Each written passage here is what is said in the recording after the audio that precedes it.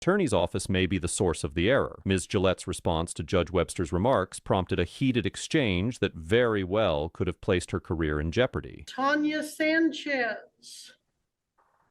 We already did Sanchez.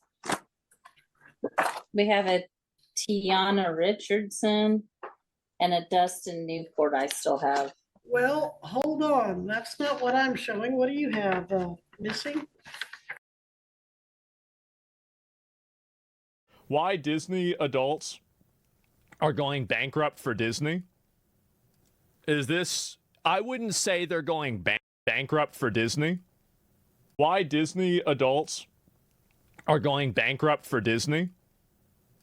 Is this, I wouldn't say they're going bankrupt for Disney. I'd say they're going hog wild for Disney. But bankrupt is also another good way to look at it, sure. I mean, this is a huge problem. It is. It's a massive problem. I think the way that we solve the Disney adult crisis is we just make the seats smaller. I think that'll just solve it. Really. That's the only thing. You just solve it right there, make the seats smaller. And then this is, you know, there are things that, you know, certain things, certain problems solve themselves. Walk around a Disney park today and you'd expect to see excited children dragging their parents from ride to ride. Yeah. Instead, you'll see adult enthusiasts running everywhere, screaming, driving around on mobility scooters, documenting every... Look at this. Look at this. This has to stop. We have to turn this... Why is there so many they're not running, they're on mobility scooters. Inch of their experience on Look TikTok. at all fat. These are Disney adults. And here they are in their natural habitat, riding scooters around at just 20 years old because they can't walk. Eating 20 years old, you can't walk around Disneyland. Honestly, you know, maybe we could send them to North Korea. about 5 desserts in one day to the tune of 10,000 calories. Crying at We random need a dad just stand for these people. A dad just stand for fat millennial women. stuff in the streets. Childless adults now outnumber families at the parks. Some Wow. visit hundreds of times Wait a year. second. Wait a second. Let me hear that again. Childless adults now outnumber families at the parks. That's actually so sad. That's like the kind of thing that you hear at like the beginning of like it's like this is like the preamble or like the it's like the exposition of Children of Men. Some visit hundreds of times a year. Some even quit their jobs and relocate to Orlando to go every single day. And it might just be funny on the surface. It might just seem like some stupid, immature people. But it all begins to fall into place when you realize that Disney is an empire. One that spread its roots further and wider than any other company in history. It's consumed some of the most beloved franchises in modern culture. Star Wars, Marvel, Pixar, The Simpsons, Indiana Jones. And swallowed up media giants like 20th Century Fox, ABC, ESPN, National Geographic, and Hulu, all absorbed into one giant corporate ecosystem. I didn't know that. They also operate 12 theme parks worldwide, a fleet of cruise ships, and an entire planned residential... Do you know there is an island that those cruise ships used to go by? The island was shaped like the Nickelodeon logo. Community in Florida. Its combined properties attract over 150 million visitors a year, more than any other major attraction on the planet by an order of magnitude. Even if you don't realize it, you barely go a single day without encountering something Disney owns. The films and programs we stream, the shows that kids everywhere watch in the morning, the merchandise in the shop window, the theme park adverts on your feed. And like every empire, Disney has its castles and, most importantly for its survival, its subjects. Because the most valuable thing that Disney owns can't be found on their balance sheet. Instead, it's the loyalty of millions of adults who don't just enjoy Disney, but embrace it with every fiber of their being, where Disney has truly become their religion. Now, the analogy of Disney adults as the subjects of the empire works so well because this is a fantasy universe manufactured for subservience. And if you want to make anyone subservient to your brand, rich, generally middle-class adults without any religion are usually the holy grail. That's right, because they got a lot of money. overwhelming majority of Disney adults are just white, college-educated North Americans, many of whom spend up to $10,000. I think the reason why this is happening is it's because it's a lot of millennials grew up and their life was great, and they're constantly chasing away to get back to childhood. They're fixated around how much better things were whenever they were a kid. They have like 7 different mental illnesses, and they're looking to try to reclaim and recapture their inner child so much. It's basically like, instead of trying to create the childhood for the next generation, it's instead of having kids and then giving them the childhood that you had so you can pay it forward, you just want to continue reliving it for yourself over and over and over. And that's the sickest thing about it, is it's a complete inversion of the natural human cycle. Disney adults are you want to know who would have been a Disney adult? You're not going to like this.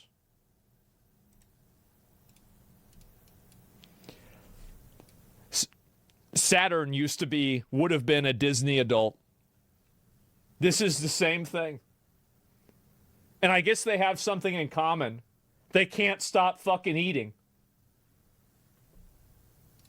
Metaphorically, on an energy level, it's the same thing.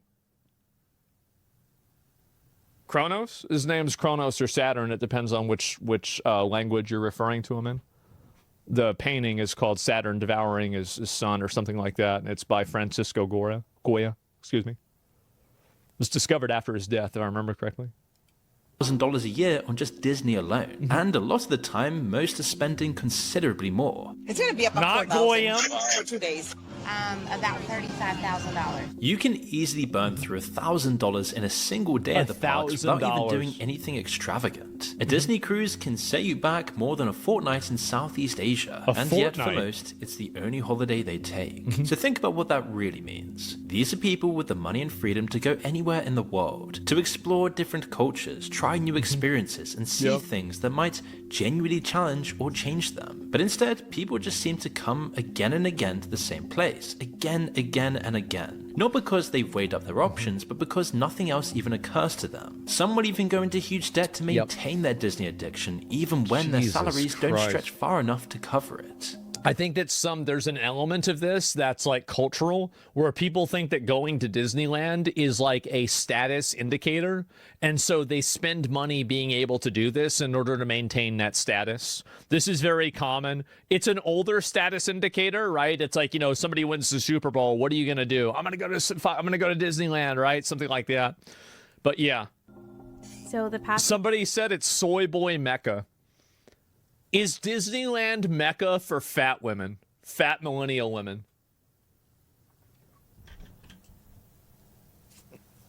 Wow. That's big. I got wow. Wow.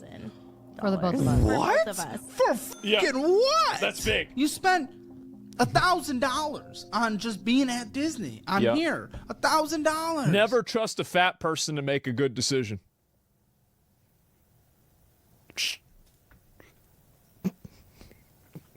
I actually don't need to elaborate.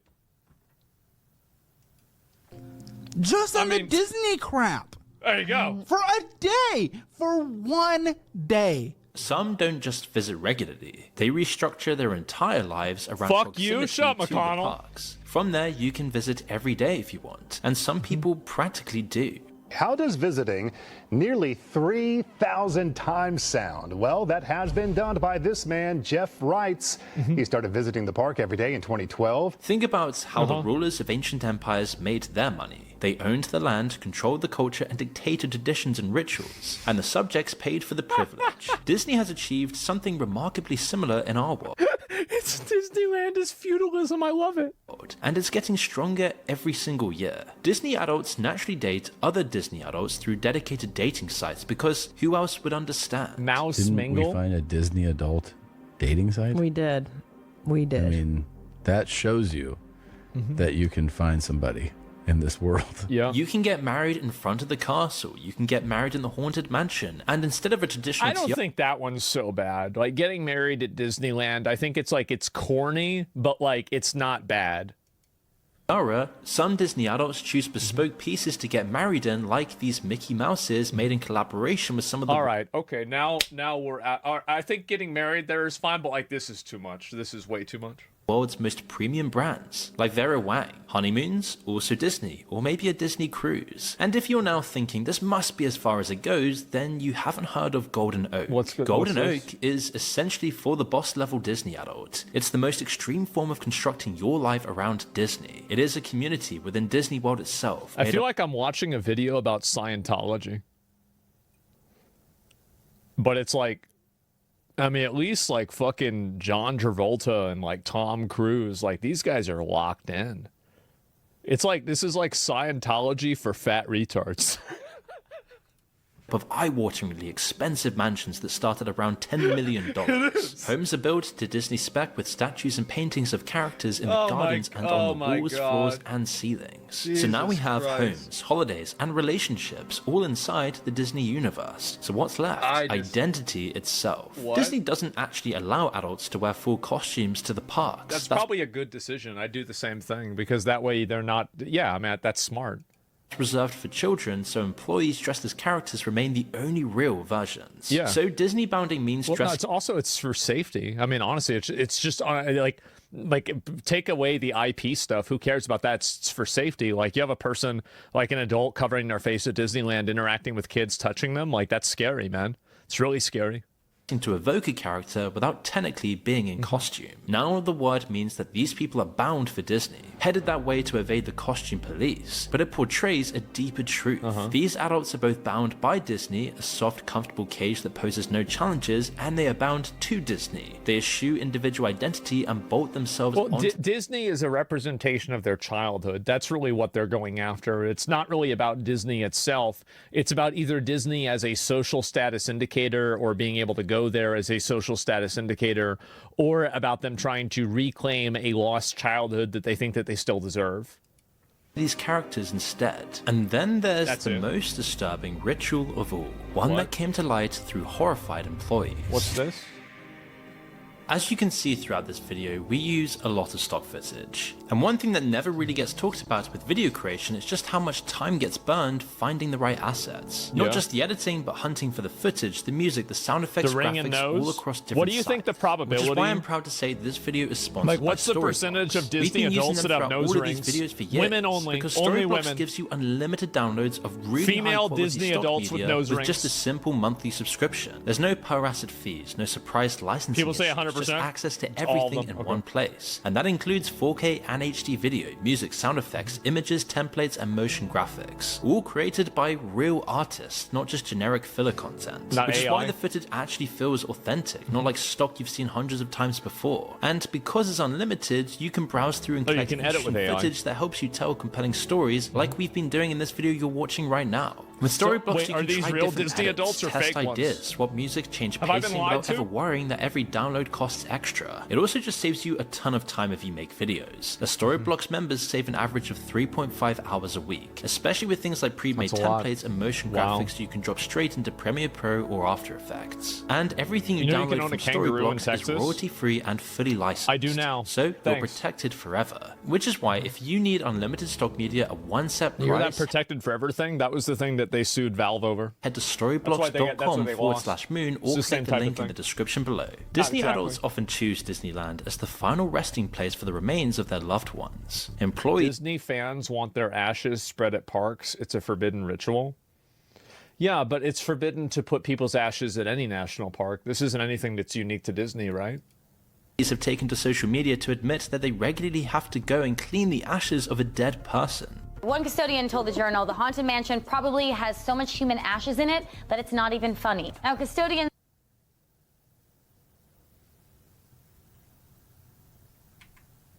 The Haunted Mansion probably has so much human ashes in it that it's not even funny. Now,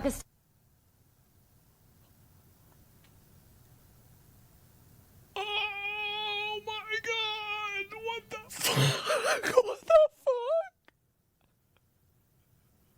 Custodians told the Wall Street Journal that the job requires a special vacuum cleaner, which comes out at least once a month. Disneyland is now recognized. Wait, they have a vacuum cleaner for vacuuming? God. as one of the most popular places on Earth to scatter ashes. Wow. Employees receive special training on how to clean ashes. The company even has a special code word grandma to alert Code grandma? Oh my god, this is amazing! employees that more ashes need to be cleaned. Oh my god, this is amazing! Employees that more ashes need to be cleaned. Code It's quite grandma. morbid for us to think that these people's ashes are being vacuumed up by a 17-year-old on minimum wage and Yeah. dumped in a bin with leftover turkey drumstick. There's some fucking 15-year-old that's high as fuck, and he's like, what's all this shit, bro? For Disney adults, it's a fitting end to a Disney life. So from birthdays to weddings to death, every stage of life channeled through the same corporation. The psychoanalyst Eric Fromm called this automaton conformity. The idea that people escape the anxiety of freedom by adopting pre-packaged identities. You don't That's called religion. have to figure out who you are if someone's already done it for you. Yep. You don't have to face the terror of choice if the choices have already been made. This is exactly what Disney offers. I was waiting on a Grand full Theft Auto. identity off of the shelf. Your character, your aesthetic, your community, all handed to you in a gift shop bag. Yep. They go so far as to engineer the physical environment. This is so many people have a consumer, they have a identity that has been mass produced for consumerism. A lot of people have this now.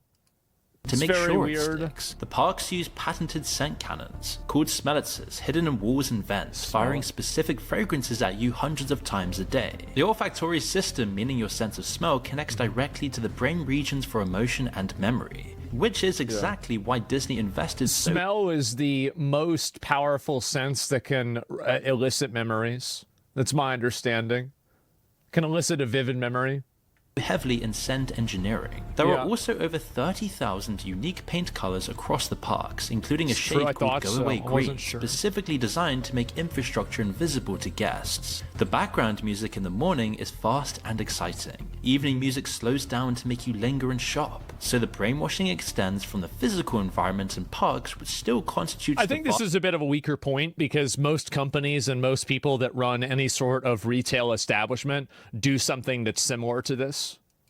Vast majority of Disney's profits to its sprawling digital empire of content and franchises. Yeah, they don't want to fuck with the immersion by having all the infrastructure be painted right, you know, like super bright gold or like, you know, red and green or something. Like, yeah, They started handing each film to a different director with a different vision and no shared outline. For Star Wars, they spent 2 films building up the villain Snoke, then killed him off with no explanation, and then patched it over with somehow Palpatine returned. I was a believer that I thought he was Darth Vader. I thought he was Darth Vader. I remember seeing like the scar on the face and then the fucking helmet. I was like, I think this is Darth Vader.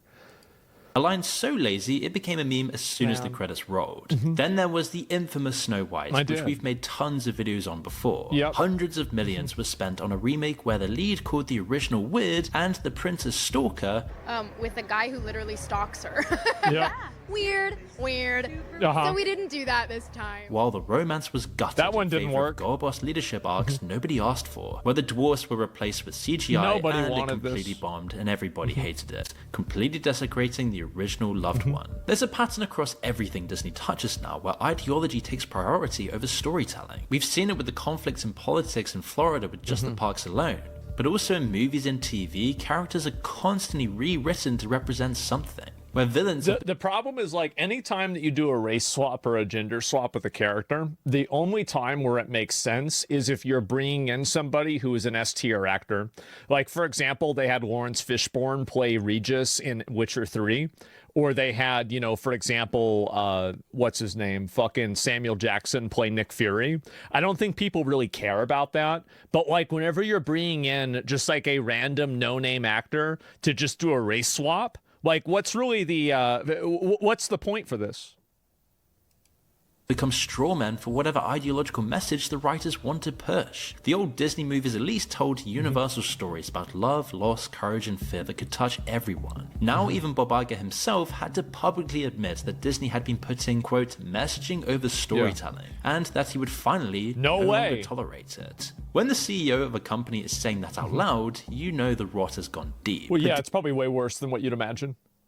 Disney adults, as visible and extreme as they are, only represent the most obvious layer. They're the ones who wear their loyalty openly, but many of us contribute too, and often without realizing we're doing it. Star Wars, Marvel, and Pixar fans didn't sign up for Disney. Disney just comes for all of us. If you probably watch anything on TV... I think it's a huge problem whenever you have big media conglomerates that consolidate all of these franchises and then try to align them to push the same message. Like, I mean, I don't know about it being illegal, right? I mean, I'm just saying, like, I find it to be problematic and I don't like it. Like, for me, I mean, growing up, obviously, I think a lot of us that are like I'm 35, right? A lot of us that are about my age, we probably all had the stacks of the VHS tapes, right? That like maybe our parents would get us, Pocahontas, my favorite was Hercules. And, like these were great. I have very, very fond memories of this. And, honestly, I still like I like Star Wars. I like Marvel movies. Like it's, I can be a slop enjoyer. Sorry to say, I do.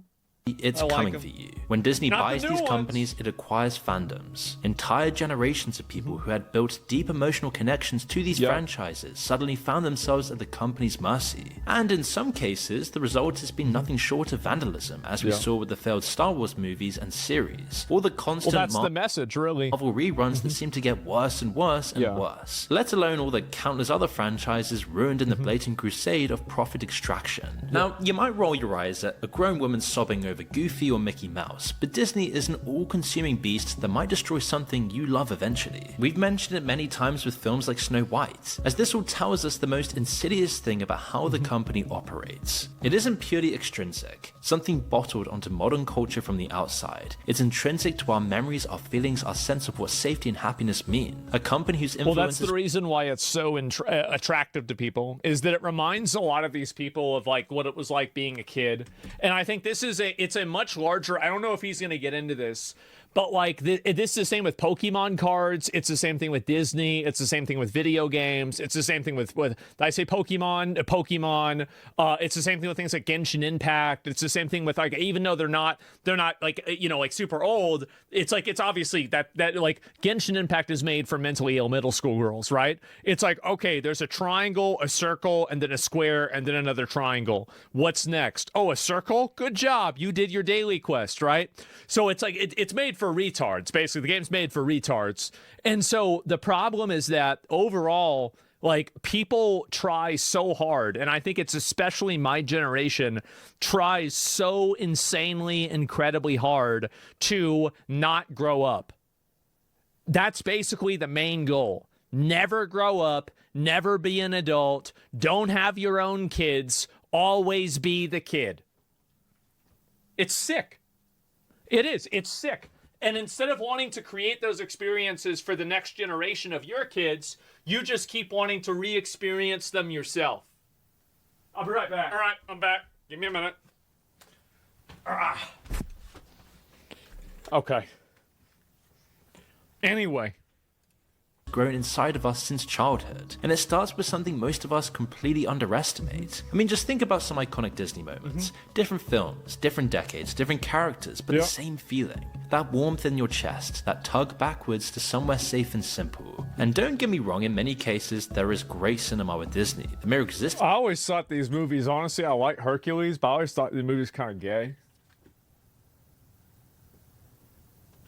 It's kind of gay, bro. Like the movie. Whenever I like Willow a lot. That was a movie I liked a lot. And then, for me, it was really Lord of the Rings. Lord of the Rings, bro. Like when that came out, like I was out. Every other movie was dog shit at that point.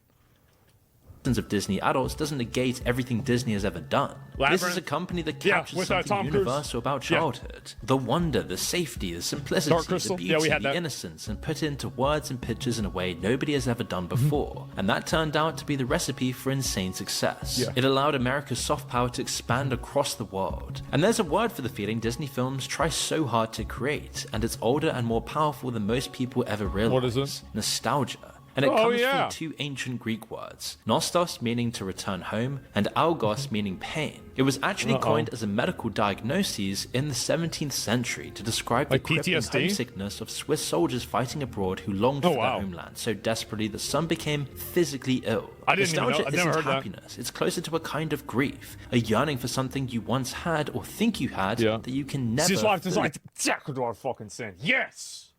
return to. And that's what makes it so commercially potent. If the feeling were wholly satisfying, you'd experience it once and move on. But nostalgia pulls you back again and again because it never quite delivers what it promises. Disney enthusiasts are suspended in that nostalgia cycle, and it's highly addictive. We will probably reminisce about childhood or when we were young and nothing mattered. I do all the Disney time. positioned itself to capitalize on that wistful emotion. Of course, Disney didn't invent nostalgia, but they were the first to understand how essential it is to our human experience. They recognized it as an unresolved need, and if you could make yourself the answer to its calling, you'd make people dependable. The fertile ground for this was childhood. That's where our deepest emotional connections are formed, and for a company whose long-term survival depends... This is a big video. I think more people need to be talking about this. This is going to be an increasingly bigger problem as I think that people around my age begin to get older. It's a huge issue. On those connections lasting well beyond childhood, their work had to start there. So Disney invested enormous resources into understanding how children form emotional bonds, psychological research into their emotional drivers, how they interpret symbols, what feels authentic versus manufactured. They used those findings. It's kind of crazy that, like, as a kid, you're getting spawn camped by, like, people trying to change your gender, and then there's other, like, there's like an entire billion-dollar industry of psychologists figuring out how to get you addicted to like TV shows. And then once you get into middle school, you're competing with billionaires for the girls in your school. And then finally you become an adult and now you're going to be used as a battery. Just kind of sucks, really.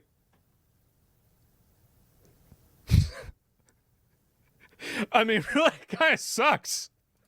Calibrate their films with specific color palettes, certain music intervals, and certain narrative beats, all to create maximum emotional renaissance in developing brains. We associate a lot of this work with big tech, but Disney, funnily enough, was there first. Before the 90s and 2000s, the big commercial... Disney was big tech.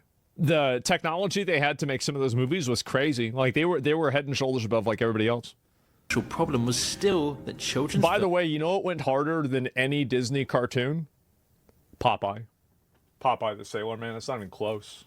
It's not even remotely close. Films, even the most successful ones, don't turn a company into a conglomerate. Disney's parks were making the serious money, but while you can hook children in with films while they're young, they aren't the ones with money to spend at the parks. They needed to tap into that adult money. And look at Walt Disney himself explaining this. Were your films principally designed for children? Well, no, you have to appeal to the adult, or, well, the adults have the money, the children don't have any money. So they had to crack adulthood, and luckily, an early Disney movie, Peter Pan, provided the perfect solution. You have to stop people from growing up. Disney later summed up the strategy in two words: age decompression, and it age decompression.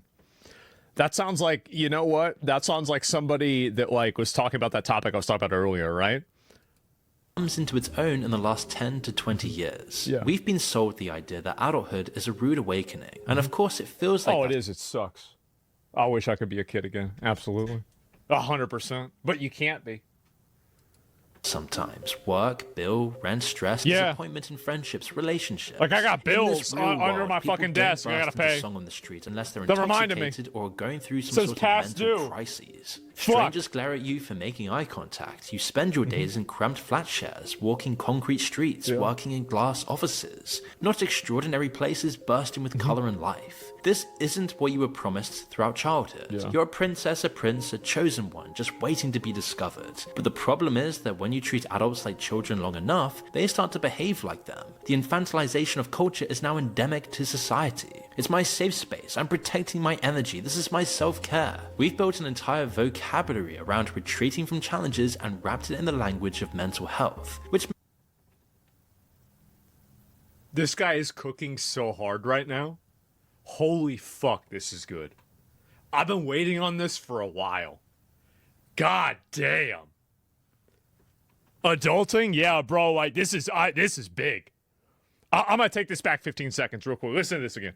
It's my safe space. I'm protecting my energy. This is my self-care. We've built an entire vocabulary around retreating from challenges and wrapped it in the language of mental health, which makes it impossible to question. If someone says Disney is their safe space, what are you gonna do? Tell them that their feelings are wrong? Get out, bitch! Attacking their coping mechanism, you sound like a monster. And that's the shield. Corporations love this because a customer who believes they need your product for their emotional well-being and life is a customer for life. So what do you do when adult life just does feel too intense? Well, you go back to your safe place. Now we all turn to our favorite form of... the thing is, like, that's not even a bad thing. It's not a bad place. It's not a bad thing to have a safe space. Like, I have a safe space. I just go back and I play video games and I just forget about things. But the thing is that if your entire life is revolving around that and you're not doing anything else and it's negatively affecting other aspects of your life, you got to come to Jesus at a certain point, right? You got to figure out like, what's really going on here? What am I doing with my life? Escapism when we're in a rough patch. Some play the video games they played as kids or cook food they had as kids. It's okay to escape occasionally. But when manufactured on an empire global corporate level, escaping becomes a trap its subjects willfully live in because the alternative is too frightening. Ever since childhood, they've been made long-term, lifelong consumers. The psychoanalyst Erich Fromm called this automaton conformity, the idea that people escape the anxiety of freedom by adopting pre-packaged identities. You don't have to figure out who you are if someone's already done it for you. You don't have to face the terror of choice if the choices have already been made. So in this sense, escapism might be the biggest misnomer of the century. People are going to the same place, consuming the same story. I think it's another example, I think, of, the age-old moderation, right? It's like, it's okay to do this sometimes. It's not okay to do this all the time. That's the problem. Is riding the same rides, wearing the same ears year after year. There's no true exploration, just the illusion of exploration mirrored in a form that feels safe and easy. You might have heard of Plato's allegory of the cave, which is one of the world's oldest thought experiments. Inside the cave, the prisoners are chained up facing a wall watching shadows flicker in the firelight. They've never been outside to see the real world, and the shadows are all they know. So to them, this is what I felt like whenever I was playing WoW. Shadows are the I was only playing World of Warcraft. The important bit is what happens when one prisoner finally gets dragged outside. That's whenever I played Dark Souls 1. And then I immediately fell off the cliff and died. And then I banned 200 people on Reddit for bringing it up. Light is blinding, the real world is overwhelming, confusing, and just too much to process. It's a great time. You might feel like this when you're about to start a real adventure. You might step off the train, plane, or bus in an entirely new place and feel anxious yet excited trepidation. It could also be something like starting a new job, going to a new school, or heading to university for the first time. It's uncomfortable by definition. This isn't your comfort zone. This is what makes it an adventure. And eventually you become... I don't think that anybody has an obligation. Like, I don't like going outside my comfort zone. I like generally doing things. Like, I feel like I was born to live in a monastery and to do nothing all day. I think that was my calling in life, to do nothing and maybe write some shit down. Like, that's it. Like, I don't think that I wasn't really born to really be a contributing member of society. And I think that to the extent that, they've tried to make me that, it's just been a problem.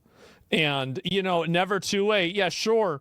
And no, I'm being totally real. Like, I am totally satisfied doing nothing. It's great. And like, you get to, because like, you think about all those monks, they sitting around there, those guys in Tibet, bro, they just hang out all fucking day, bro. Like, everything is fine.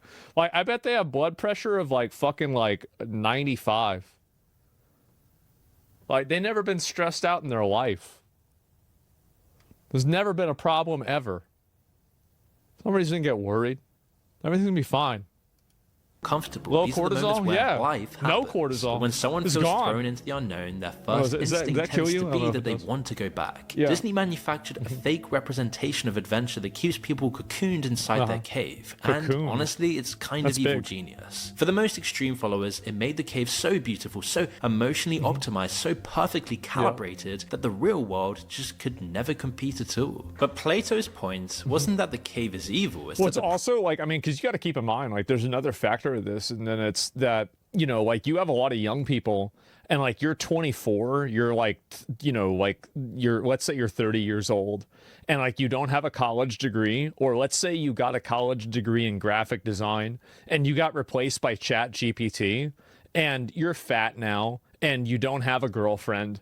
And yeah, you're probably going to want to look at video games. You're going to care a lot about video games because the thing is that society has left a lot of people behind. And it's important to keep that in mind. It's not like it's like these people are like Disney adults are losers in a lot of cases. But sometimes people that are losers are not always losers of, you know, like you can feel a degree of sympathy or, you know, like, it sucks that you're in this situation type thing.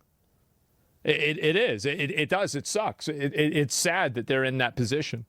Prisoner who stays there will never know what they're missing. Some of them. You can't miss a sunset you've never seen. You can't long for depth you've never experienced. Yeah. The cave doesn't feel like a cage. That's the deeper problem. And this is where this whole video stops being about a story on Disney adults and becomes a story about all of us. Because making us feel comfortable with the cave is the dominant strategy behind social media, behind every streaming service, and lately, generative AI. Every app on your phone is designed around the principle to keep it simple, keep it rewarding. This is the same problem with how toxic self-help content is on the internet, is that almost all self-help content creates you, it basically leads you to the point that you've realized that the only thing that you can do in this life is jack off to cartoon porn and order DoorDash and not get a job.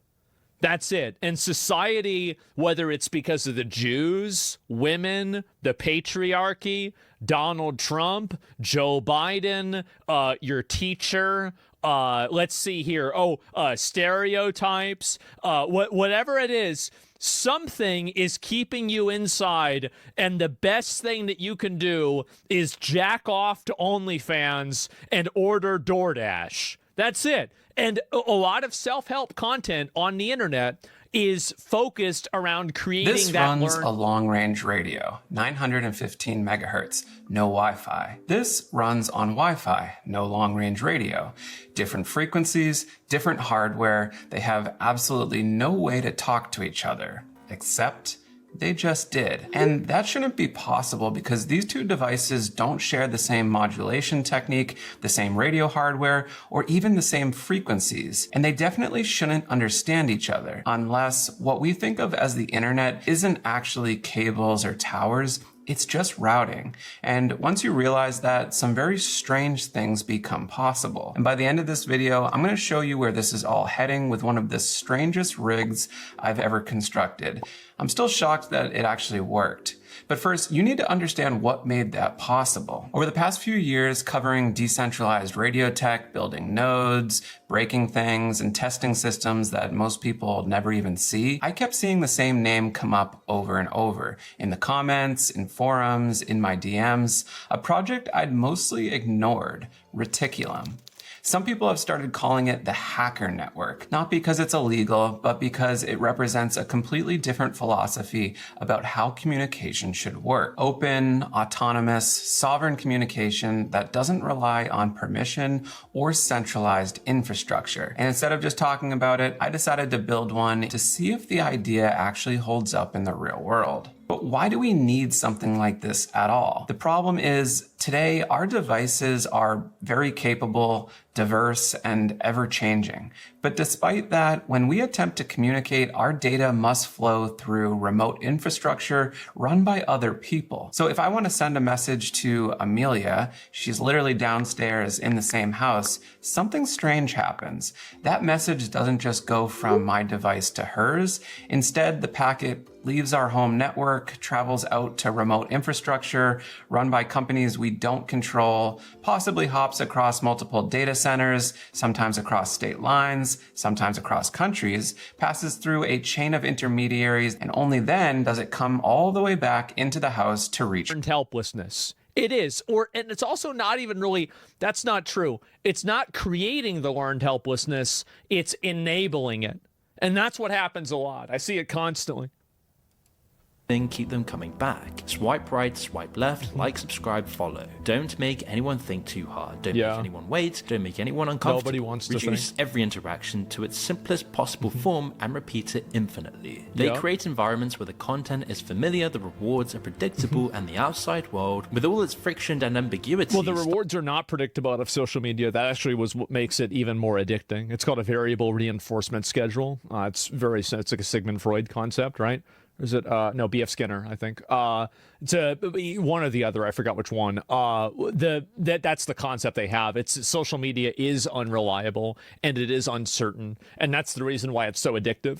Starts to feel like too much effort. Disney has been pioneering this model for 100 years, targeting psychological engineering at children, building an empire driven by profit extraction at a level that puts people into more debt than substance abuse. Brainwashing you since you're a child to always stay a lifelong Disney consumer. And the greatest trick they played was making the fake world feel like enough, making the fake experience feel like a life. That's what makes the cave feel so complete that the prisoners never even think to look for the door. But don't be fooled into thinking this is some far-flung issue situated inside a theme park in Florida. You might find yourself or someone you know. There's a lot of people that do this. Like the Disney adults are like the funniest, stupidest one that's easy to make, to joke about. But there's plenty of people that never mentally progress past high school, from all of their frame of reference and everything is like, what I did in high school and who my friends were there and, what my interests were then. I think that this is a very, very common thing. It's an extremely common thing. And Disney adults are just simply one element of that. Right there with them, watching the shadows dance. It's all the same, really. And thanks to Storyblocks for sponsoring this video. Make sure to check them out using the link in the description below. No, this is a good video. It was a great video. I like this a lot. Honestly, the stuff that he was saying at the end, I was really, really, really happy to hear that. Because I think more people need to discuss this. More people need to talk about it. Because it's becoming an increasingly bigger issue that you're having more and more of these people that are not wanting to live past their childhood. And I think that there are some good reasons and there are some bad reasons for that. It's not like it's one or the other. It's kind of like everything put together, and it just creates a perfect confluence of events that's just really, really unpleasant, right? I think that's basically it. It's manipulative and unpleasant.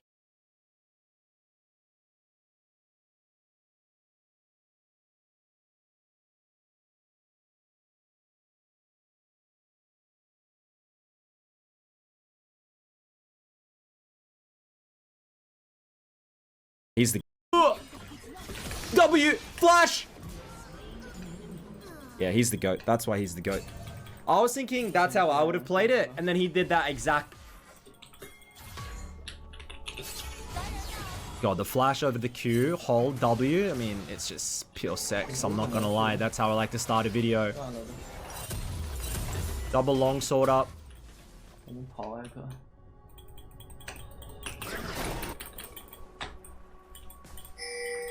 I really do wish Kiana was still a mid laner, but it just gets played better in the jungle right now. There's only one guy that plays it mid, and that's Beifang. Like, no one else is playing Kiana mid. No one. It's all jungle Kiana, and that's it. Riot hate that this champion's a mid laner. No one knows why. All they would need to do is, like... hold? We could in... Q? Get it, Rel. Oh, this will be easy. W, auto, EQ. Thank you very much. 2 kills. Support roam. That's what I'm talking about. And we're off to the races, ladies and gentlemen, in the year of the horse. For those that celebrate.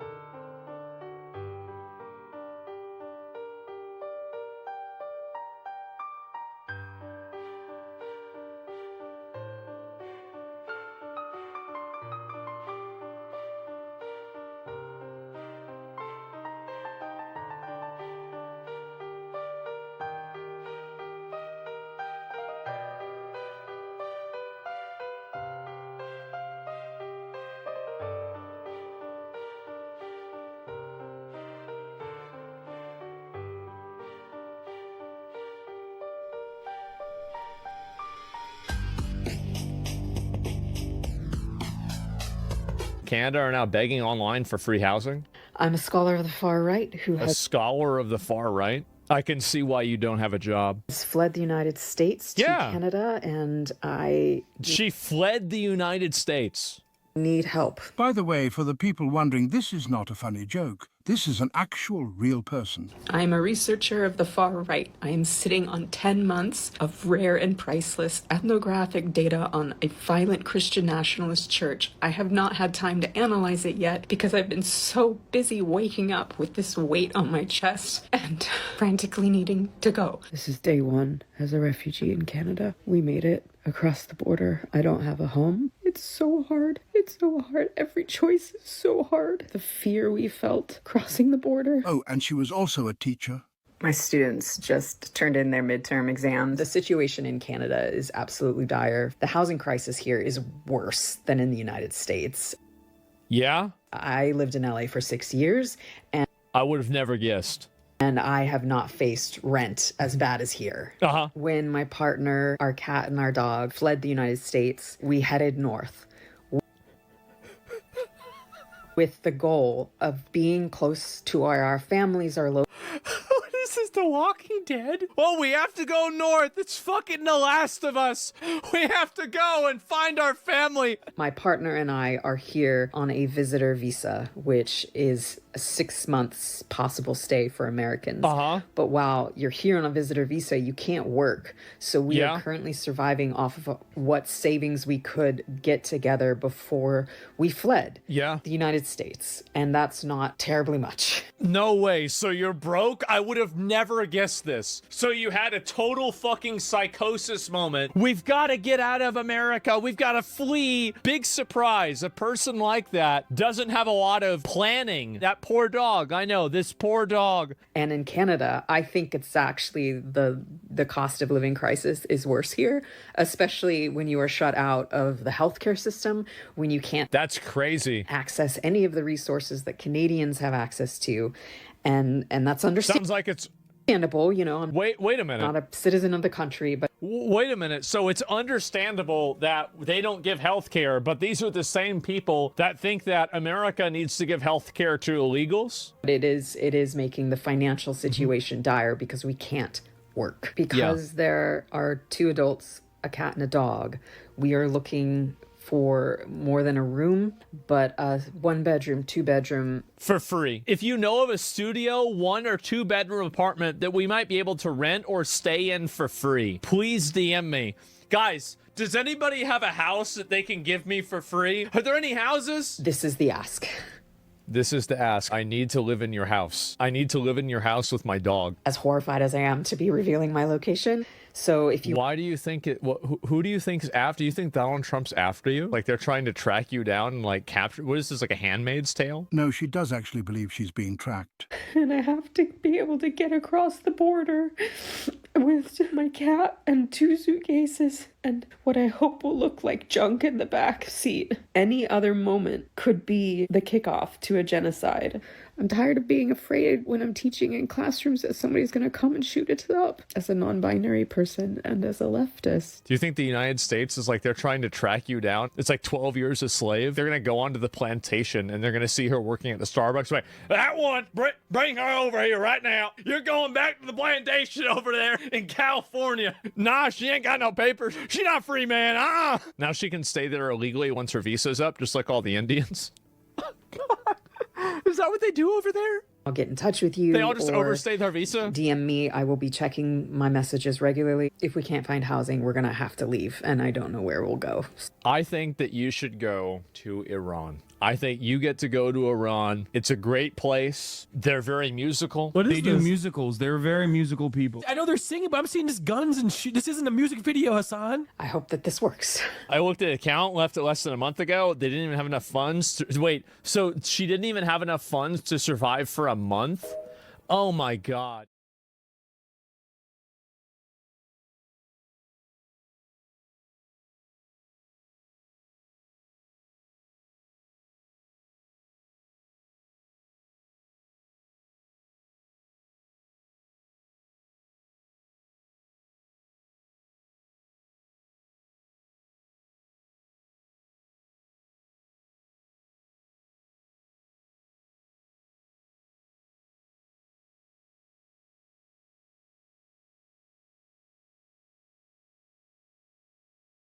I have not logged on to the game for 10 months. I'm gonna be real. I thought it was a lot longer than that. I did. I'm surprised it's not way longer. Holy shit. Yeah, I thought it was like 2 years. No, I was like a year and a half. Okay. Holy shit. I have not played for a very, very, very long time. 10 months? Yeah. This is the longest I've ever gone without logging into WoW in my whole life. It's kind of crazy to think, but I will... Still doesn't have Gmod. I don't. And so let me log out, and I will... I'll get on my main character. Okay. Let me make sure I also have my add-ons disabled, too. Okay. And should I do the catch-up experience or not? Like, I don't know if this is, like, is this a good idea?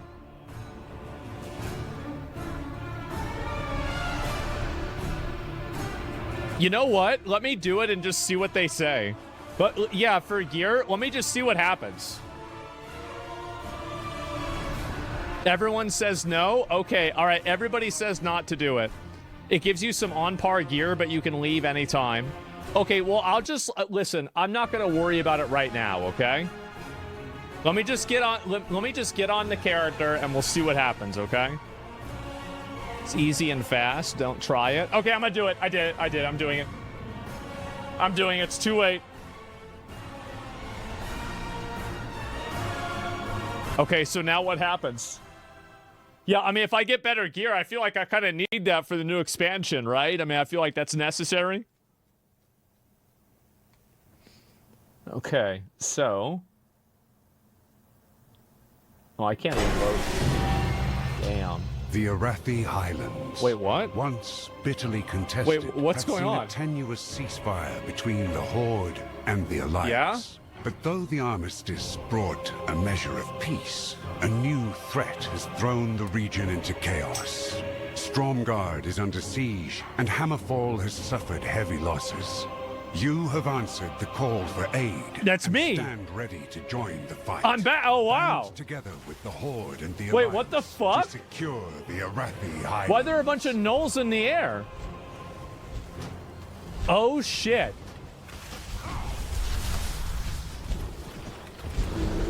Wait, what? What, can I not...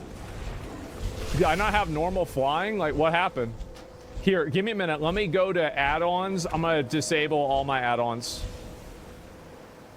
Okay, there we go. All right, so wait, why is it over there? Why the fuck would I ever want it over there? Just move. Can I move this down? Like, how do I even do this again? I forgot. Okay, I'm gonna move this. It's just confusing. All right. Okay, there. All right, that's good. So now I'm back in it. All right, and they gave me a new transmog too. Oh, that's kind of that's a cool little helmet there. Oh, it's a male helmet. It doesn't matter. Okay, so, and then this is, I'm in defensive stance or battle stance. All right. Sir Plunderstorm? Yeah, I guess I did play Plunderstorm. Was that the last time I played the game? I guess it must have been. Wait, why is the graphics? What happened to the grass? Wait a minute. Wait, options. Oh. I'm at a complete loss for words. Democrats just refused to stand for a 5-year-old girl who got rammed by a criminal alien truck driver. So we are going to look at a lot of this stuff that's happened. Obviously, the State of the Union happened yesterday. I missed out on it. I want to say that the reason why I missed out on it is because I didn't know it was happening.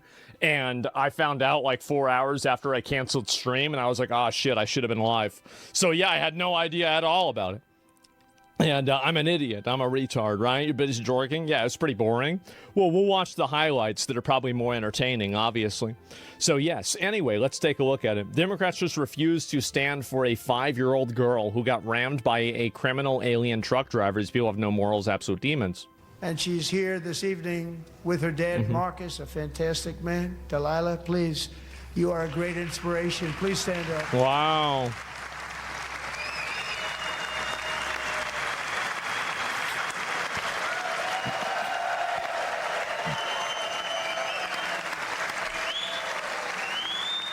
Let's see, people not standing up for this. I don't think they're going to show that. Yep, they refuse to stand, as always. And the reason why, again, it's the same exact reason I love standing. Tell me again how it's racist. You're using your daughter to push a racist narrative. The racist narrative that a person that's non-white got hit by a person of probably the same skin color, and somehow this is racism. And again, the reason why is that I think these people are in a total tailspin. That's what I think is really going on. They're in a total tailspin. They have nothing that they can really base things off of or say anything anymore. So they're just going out and saying whatever the hell they can in order, like, okay, let's use the same word again, even though it's massively DR'd, because there's nothing else that they can say. They have nothing else that they can go into at all. Okay, let me make sure I've got everything. Okay, I do. These people are just allowed, just garbage. Yeah, if they're allowed to feel passionate about something they almost lost their child over. Yeah, definitely. And so stop it with the reason why. Well, that's why. That's it. So let's go back. I'll pull up some of the clips of this. Democrats refuse to stand for Anna Zaruska, the mother of Irina Zaruska. Here we go. Arrested over a dozen times and was released through no cash bail. Stood up and viciously slashed a knife through her neck and body. No one will ever forget there were people on that train. No one will ever forget the expression of terror on Irina's face as she looked up at her attacker in the last seconds of her life. She died instantly. She had escaped a brutal war only to be slain by a hardened criminal, set free to kill in America, came in through open borders. Man. Mrs. Zaretska, tonight I promise you we will ensure justice for your magnificent daughter, Irina. This video was shown in Russian propaganda. They said, how can they not stand? I mean, they're right. They're right. I mean, if you've got Russian propaganda that's calling you out, maybe you should think about what you're doing. Yeah, sounds pretty bad.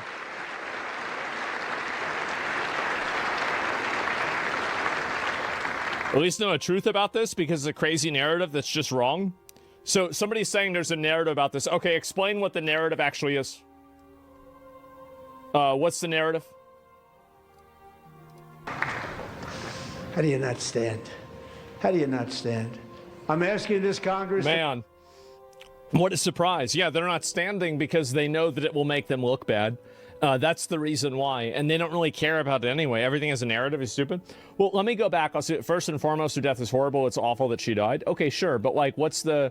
denying that, but it wasn't a violent crime, that he was out on bail? Well, wait a minute. I thought he had been arrested 10 times. So, like, if he was out on bail for this time, that still doesn't really justify the fact that he probably should have been arrested and put in jail, like, way before then, right? Was it 17 times? So, let me go back. I'm just going to pull this up and look it up.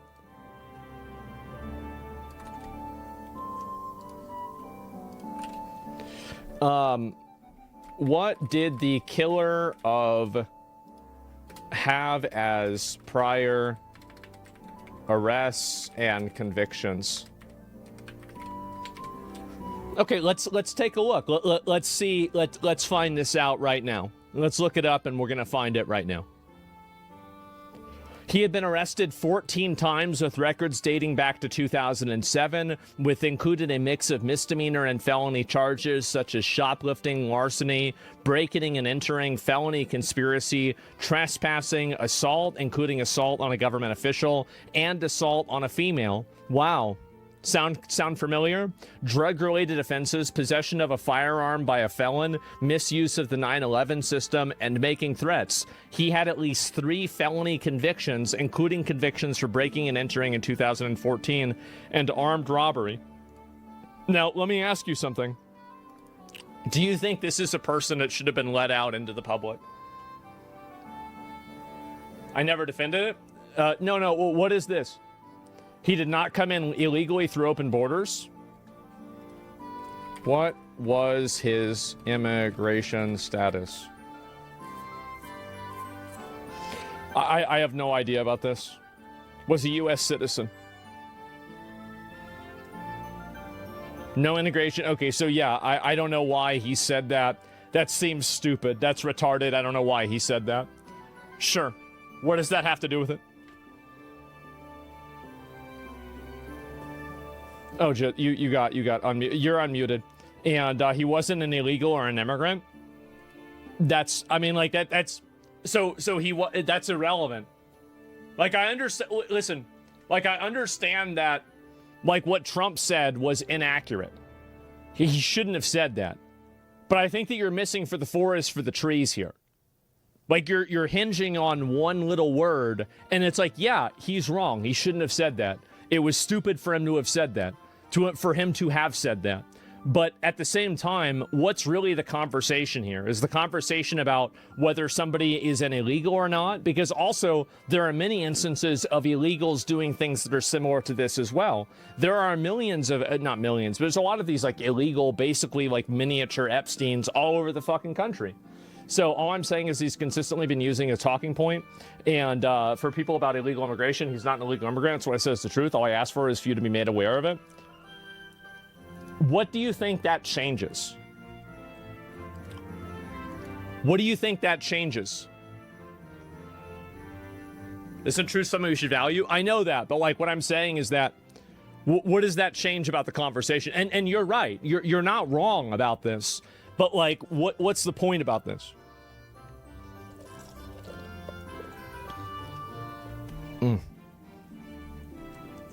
Second order effect, if police and justice system wasn't saturated by illegals, maybe this guy would have been in jail. Unlikely, but possible. You're right.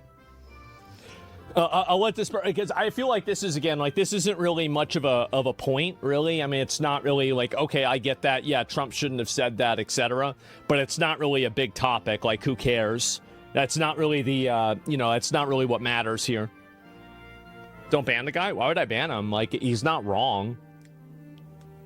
Yeah, he's just arguing semantics. Well, I mean, to be fair, it is, and this is the thing, right, is I do wish Trump wouldn't do that. Because you do give people a easy, like, it's an easy dunk on you whenever you say something that's, like, just patently untrue. Like, oh, well, actually, this is some other person that's, like, an illegal or something like that. It was a mistake for him to have said that. And it's the same thing I said about with him eating the cats and dogs. Like, you can make the argument that Haitians shouldn't be, like, dumped as, like, 20,000 people into a community without making up fan fiction that they're eating cats and dogs. Like, you can do both of these things. And I think it's stronger messaging to do that. And I think also whenever you create fake cultural problems, eventually that gets exposed and then you look bad for it. So no, I'm not even really disagreeing with you, but like, I don't really see the point in this, right? He should be in jail. Should be in jail. It sucks. She shouldn't have died. Hard stop. Yeah, exactly right. I mean, I get it. And Trump shouldn't have said that. It's stupid for him to have said that. But at the end of the day, are you going to focus on that or the fact that this person should have been put in jail? Like, this person's job should have been turning big rocks into little rocks or a battery. They should have been a battery.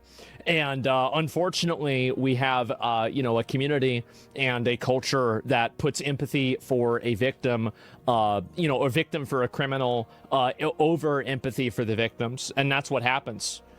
Are you capitulating? No, it's important to be accurate. And it's also important to not open yourself up to it's like whenever you're saying things that aren't true, you're fucking up. And also, like, whenever you create a opening for yourself that doesn't need to be there, you're putting yourself at a disadvantage. You're saying something that's inaccurate, and the inaccuracy doesn't really help your point at all. There's 50 million other fucking illegal fucking criminal pieces of shit. Why do you need to use this person that's not? I mean, that's it. Not give him any leeway. Well, I think it's easy to say that, like what Trump is saying is true and all of this is accurate, while at the same time saying that, yeah, it is not, he shouldn't have said something that wasn't true. Is this where is it showing the people that are doing it? Oh yeah, here it is. How do you not stand? How do you not stand?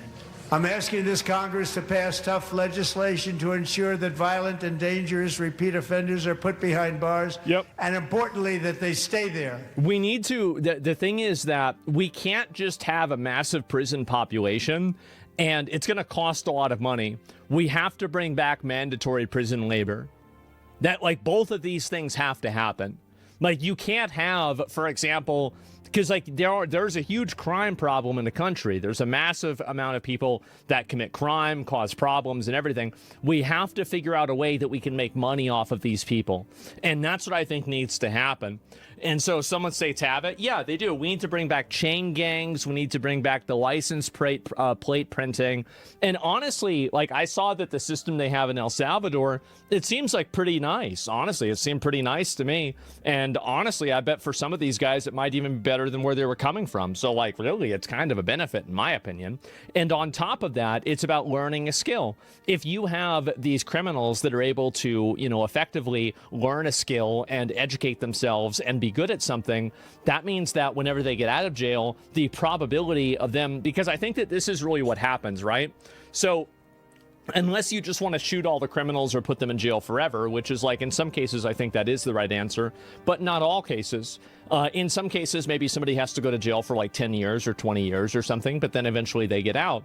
And so whenever they do, there's a huge problem. One of the reasons why recidivism is high is because people that commit crimes, it's hard for them to get back into the job market. It's hard for them to, you know, have any sort of a skill that people are going to pay for if you just spent the last 10 fucking years working out on the yard and sitting there watching porn, right? I mean, like, it's not really, those aren't very good, you know, like, employment traits.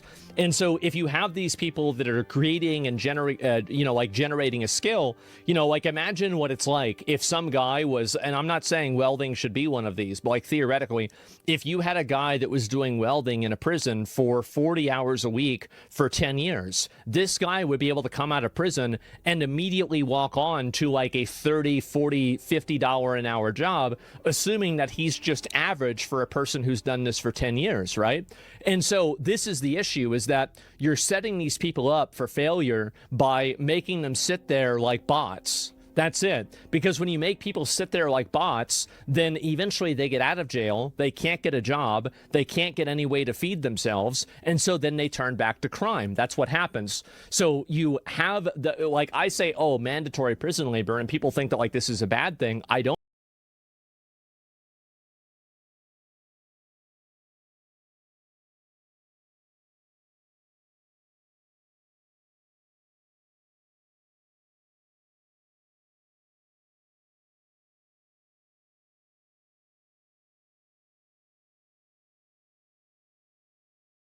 Have like, I say, oh, mandatory prison labor, and people think that, like, this is a bad thing. I don't think that it's a bad thing. I think that it's a tremendously good thing.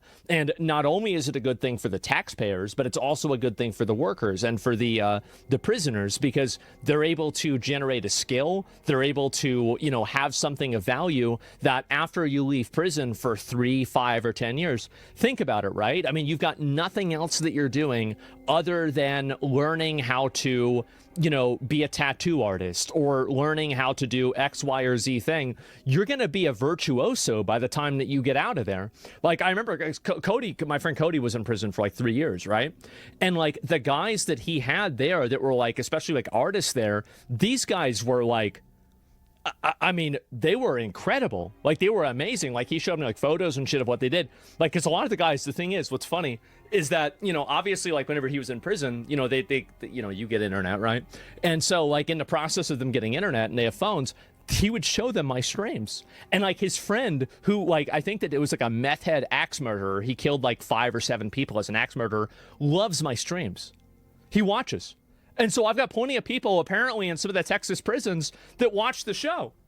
So, like, yeah, I get it, guys. I get it. Yeah, Lamau, what? No, that, well, what? Who do you think's in the prison?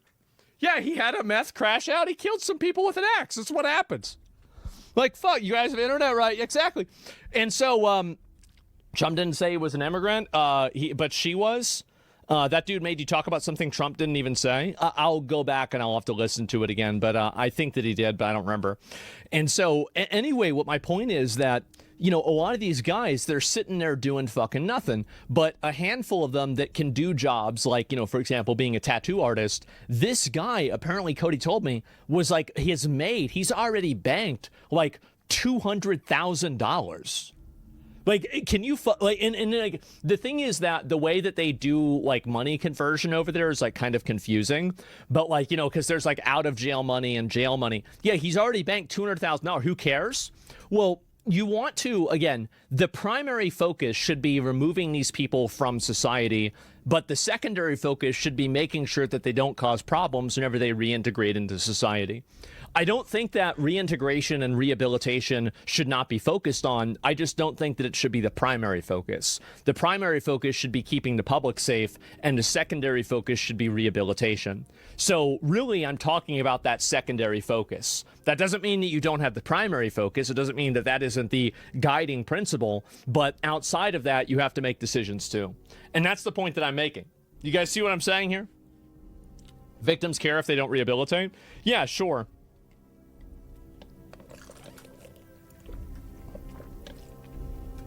We get it. They should have jobs after prison. Exactly. Yeah. Uh-oh. Man.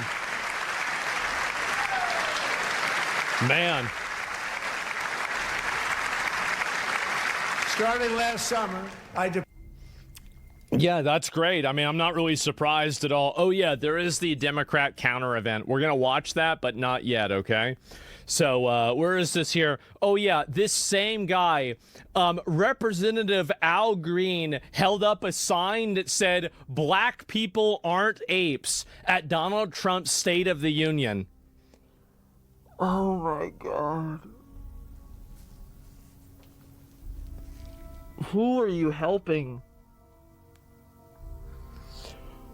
Who is, like, who, it's like, oh, wait a minute. I thought they were.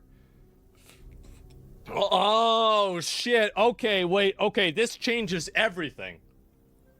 Oh, guys. Yeah, this is it. Grandpa yells at Cloud. Yeah, it's so stupid, isn't it? It's so retarded. Oh, who even does this?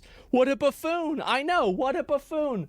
And so anyway, he's going around saying this. Oh boy, this is something else. Where's the rest of these? And I'll see if I can find the rest of it here too, because there has been a lot more from the State of the Union. Oh boy, here we go. Where the fuck is this? Okay, let me see if I can pull the rest of these up. It'll take me a minute to actually get everything here, but it was just fucking ridiculous. And the Democrats are down to rapists, transgenders, furries, and retards.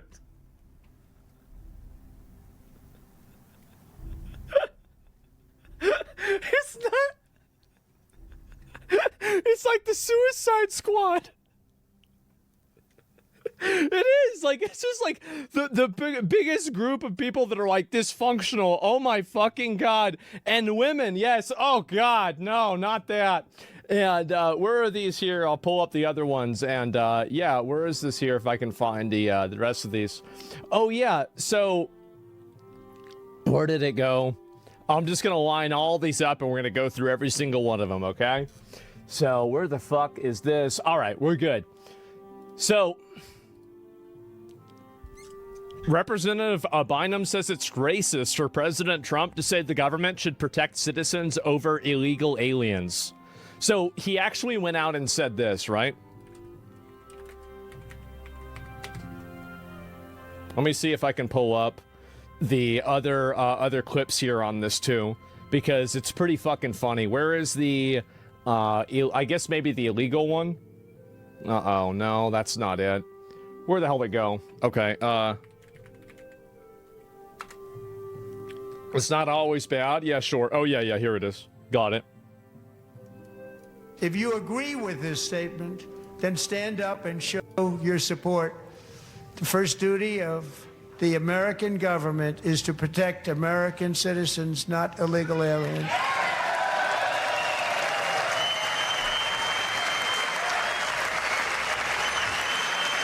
Does she really have the sign up again? You did that last year. It was retarded. You're going to bring the signs back again? Look at them. They're all sitting down. It's embarrassing.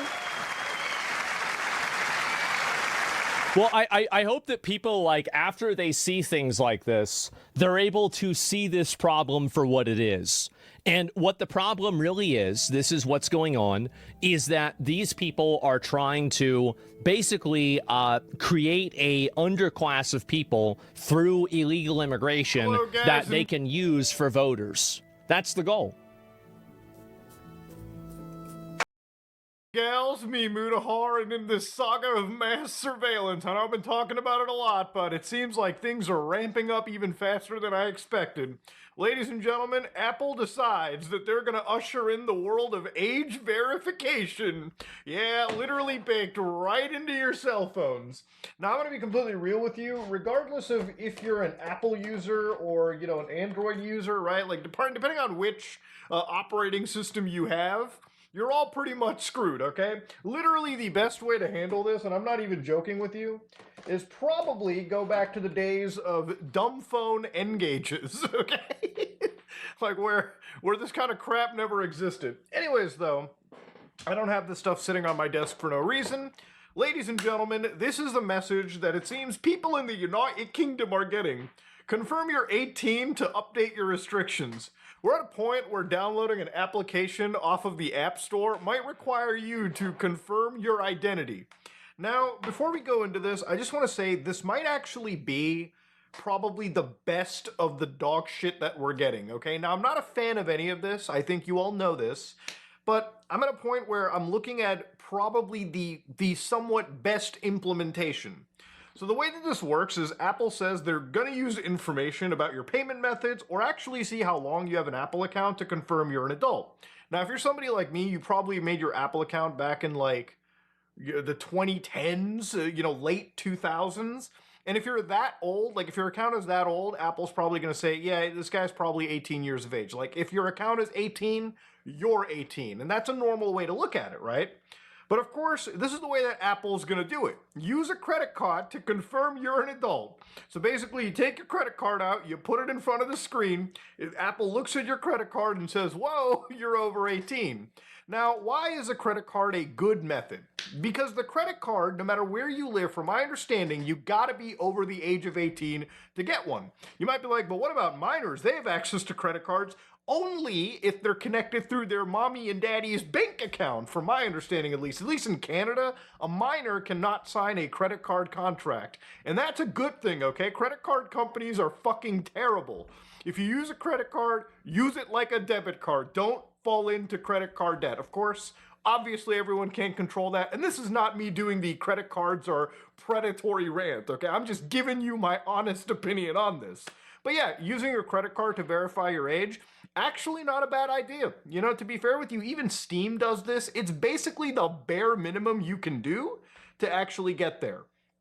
Now, what is the problem with the credit card method that can easily be identified by you? Well, if you pay attention, mommy and daddy's credit card usually gets given to little kids to buy things like V-Bucks. Now, again, this is not proper age verification, because if this was age verification, they would probably be needing identification cards or something. And here's the problem with all of these fucking laws. They are so easily circumvented. Remember, literally months ago when the UK was like, you can't watch, you know, anything on the internet that's naughty without an ID. You know what people did? They went to the fucking VPNs.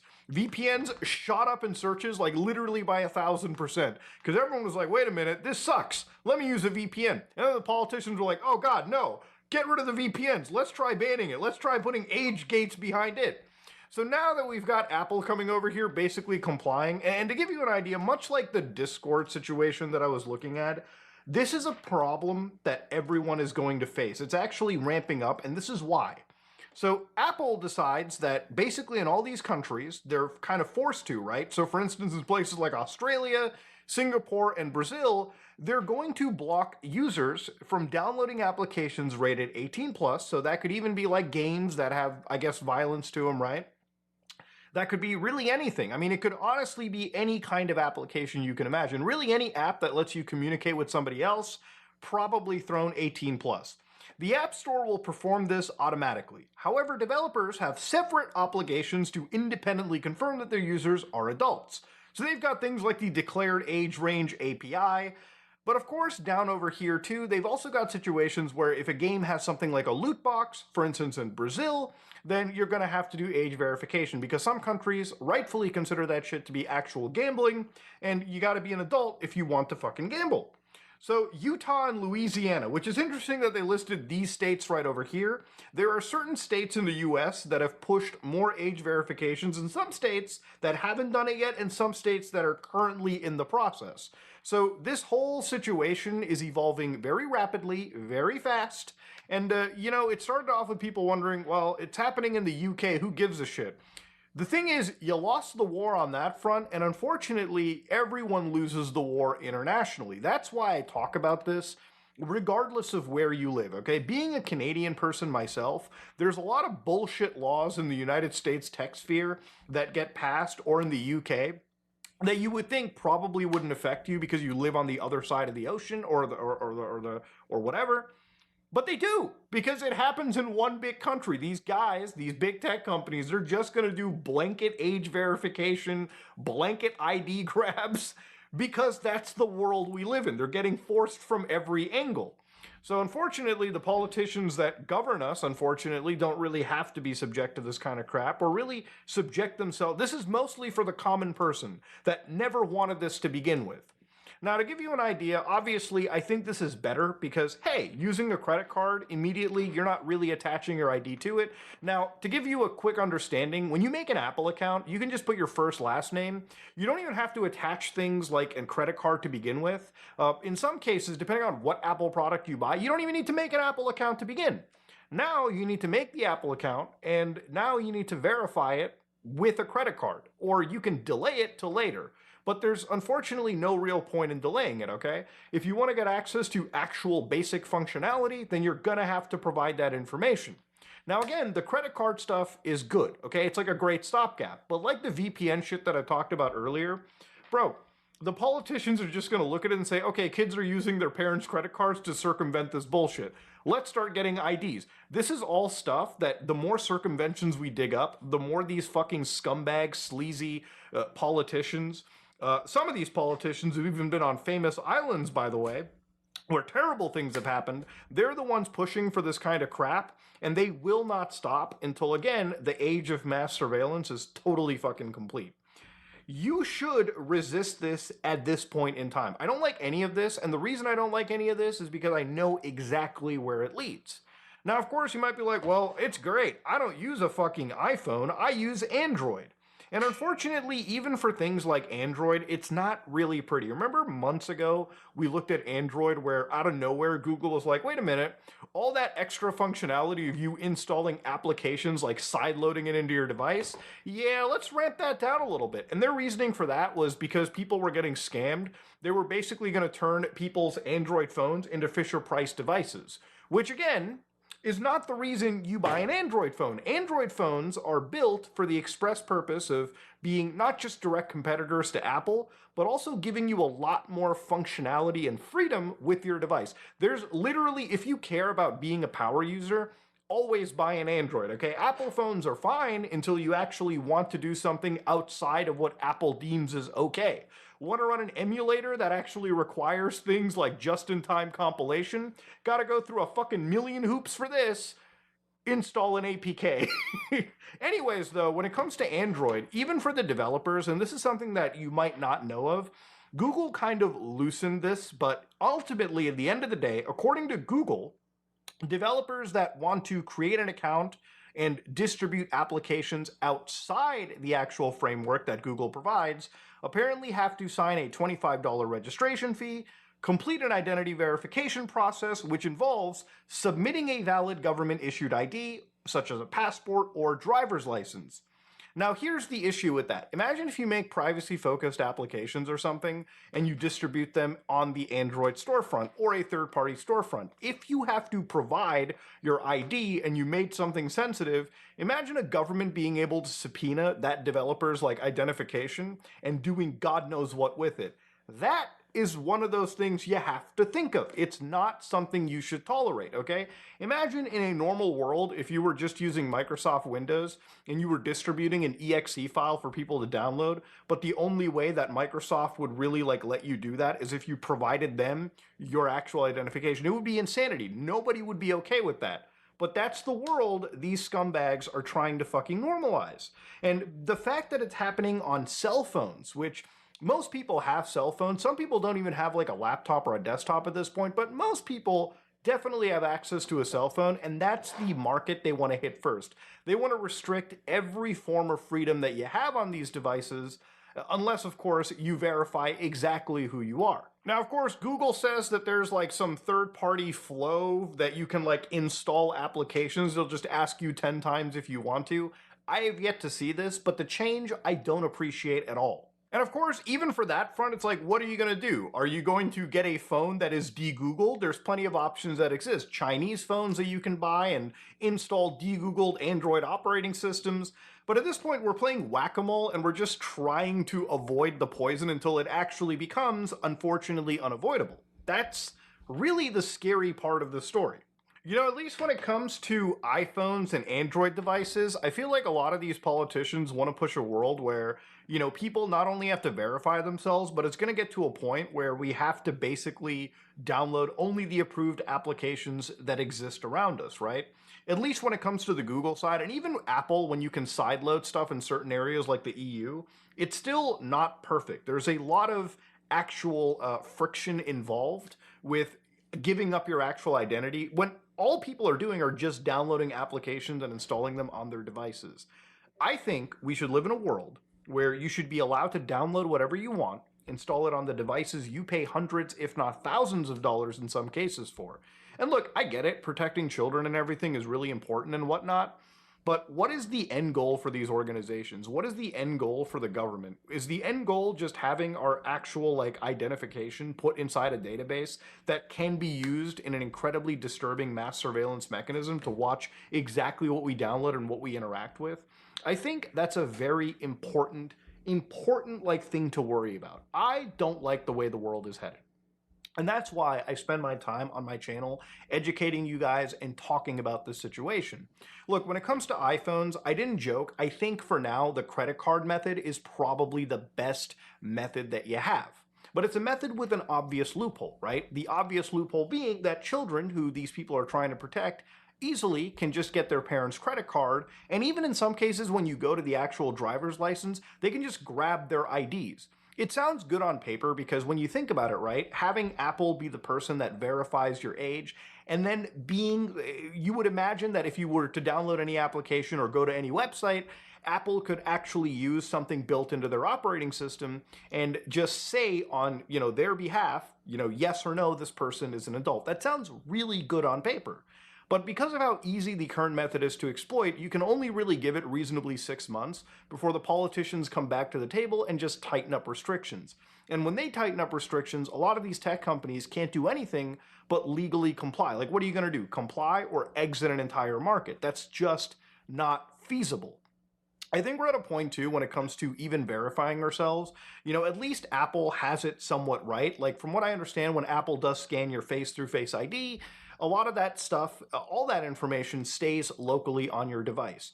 A few days ago we talked about age verification baked into our operating systems, and this is basically what the government wants to push. This is exactly what they had in mind. And it sounds good on paper when everything is at least locally processed on the device. But what happens when Apple now has to start taking people's identifications because the credit cards aren't enough? What happens when you actually do need to use a third-party service and verify your face? It's not something that even Apple would enjoy, but when you get so large, when you become the big tech company, you have to basically bend over and take it. And when the big tech company bends over and takes it, so do we. I think we're at a point too where, like, I'm not even joking, self-hosting, buying third-party devices that you install your own operating systems on, getting things like Linux where it's almost virtually impossible for these organizations and governments to push age verification into the OS because nobody's going to download a Linux distribution that requires you to verify your identity when so many great alternatives will always exist. That is the world we're in. These guys are, it's crazy. When we made computers and the internet, we unleashed a crazy technology and allowed people to communicate with each other in the flash of seconds. And now, all of a sudden, literally decades later, the people, the old farts that govern us, suddenly want to take away this technology and start issuing mass surveillance, all within a matter of like months, if not just a few years. It's a wild world, man. But yeah, Apple's pushing global age verification. This is where we're at.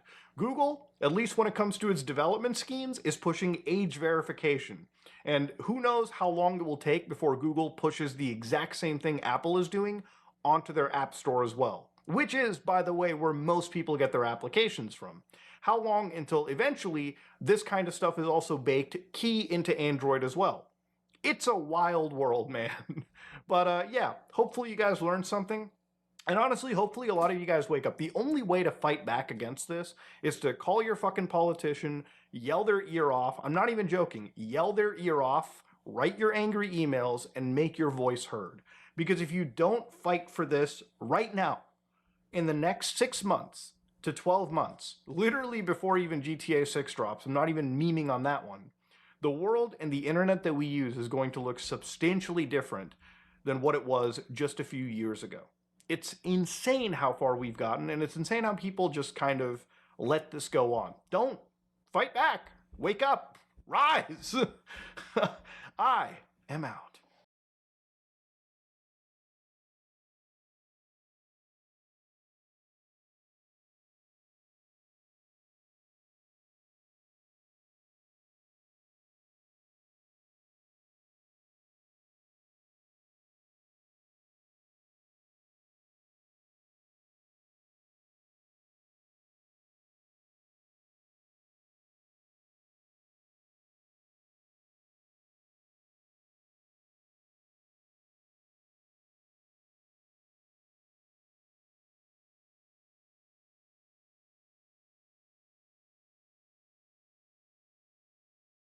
So Tony Gonzalez is running for Congress here in Texas, and he had some interactions with a aide or some person that was working under him, and then after that, those interactions were considered to be problematic, like probably of a sexual nature, and then the aide killed herself.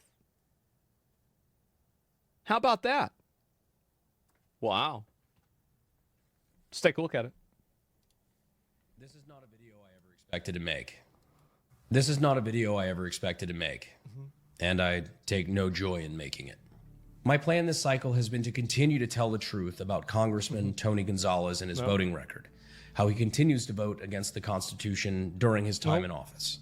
However, in the last few days, the case that I'm about to discuss has become the subject of national debate. It says Tony Gonzalez's explicit sexual text to late staffer who set herself on fire. That's pretty bad. I mean, that's bad.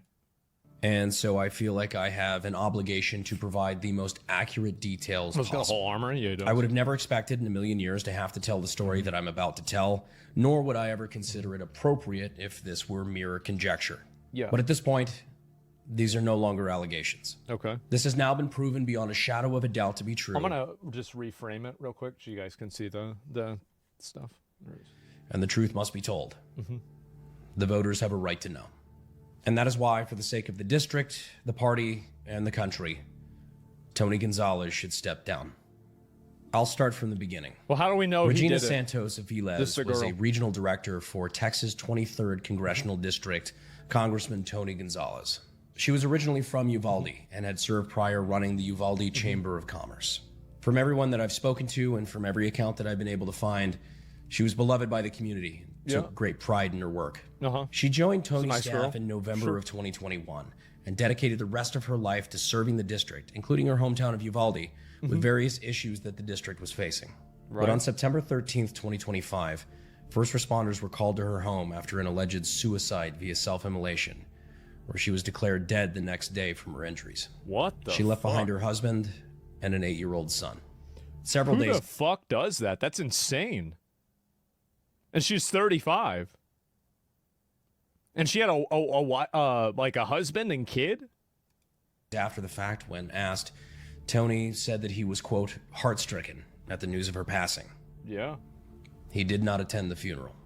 Immediately after, a multitude of media sources, such as Current Revolt, asked a number of questions, including whether or not Tony and Regina were involved in a romantic relationship. Interesting Tony question. Gonzalez's office responded to every inquiry except the latter. All records were then sealed by Uvalde PD, from the police reports to the autopsy to any mention of Regina and Tony. This fed speculation, and multiple publications started reporting. Texas congressman accused of affair who died from himself on fire. What the fuck? This is nuts. On the alleged affair Who between does Tony this? and Regina.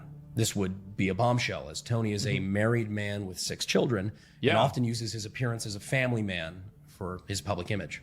It would also be completely against house ethics rules, subject to an investigation. Well, I don't know. I think that, like, I mean, if you cheat on your wife and you're running for Congress with another chick that is a subordinate of yours, and then things don't go well and she lights herself on fire, I think that's pretty bad. I do. I think that one's a pretty bad one. Yeah. Tony, of course, avoided any public scrutiny, including running away from multiple reporters. Multiple media outlets have reported that you had an affair with Santos Aviles. Is there any response you have to that? We're here at Fort Sam. We're here at Fort Sam Unit at the ceremony. Please have some respect. I understand, but veterans fought for my right to ask you questions. Hey, how are you doing? He also canceled all media appearances and banned journalists and reporters from any of his future events. What the fuck? Wait, what? All this came to a head a few months later, where for the first time, after no hard evidence had come out, Tony officially denied the affair. The rumors are completely untruthful. I also say, it's like, I don't know exactly what happened. Which, as we will soon find out, was a complete bold-faced lie. Wait, but at this point, what? So he said basically, so for a while he never commented on it. Then he comes out and he says it didn't happen. Concrete evidence and an official denial of the affair, the story more or less died for a couple of months. Yeah, that was at least until early February, where a former Tony staffer from Uvalde, who worked hand in hand with Regina for 2 years for the congressman, decided to risk potential repercussions and come forward. Not only did he have his personal account of Regina telling about the affair with Tony, but he also brought forward screenshots of Regina admitting to the affair, specifically texting the staffer, and I quote, "I had an affair with our boss," obviously referencing.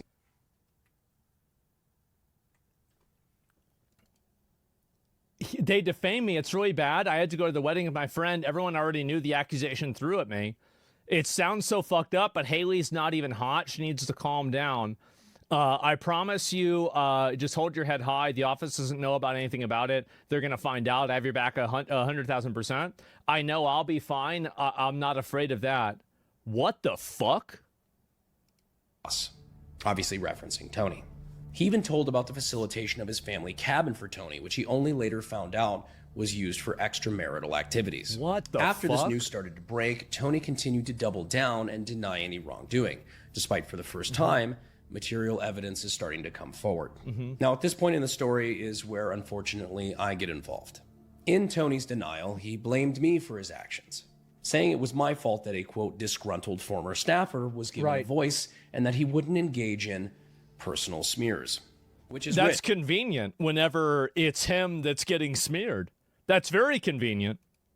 Considering the same person who is now condemning personal smears ran an entire campaign last cycle personally smearing me. Yeah. Bob Good endorsed my opponent, a known neo-Nazi. These people used to walk around with white hoods at night. Now they're walking around with white hoods in the daytime. But what I find most interesting... Now they're walking around with hoods, and it used to be at night, and now it's in the daytime. They're doing it like now in the day. Yeah, because it's like remember the KKK? Remember that? Yeah. Is that now faced with proof, Idiot. he condemns me and the staffer who came forward with evidence while refusing to deny the claims that have been made. Oh. And now, the bombshell. In the last week, Regina's husband has stepped forward. Not only was he personally willing to confirm the affair... Wait a second. Regina's husband... She was texting Tony? Adrian Evelis says he couldn't bear to see married congressman duck responsibility for having an affair with his wife. Evelis says he wants accountability. What the fuck? Husband has stepped forward. Not only was he personally willing to confirm the affair, but he went on to go and tell his side of the story that he was keeping private out of concerns for his son. Oh my God. Which is completely understandable, but now with the evidence that is coming forward from former staffers, he stepped forward to set the record straight. What is it? What did he say? Said he was speaking out now because he wants their 8-year-old son to know he tried to protect his mother's reputation.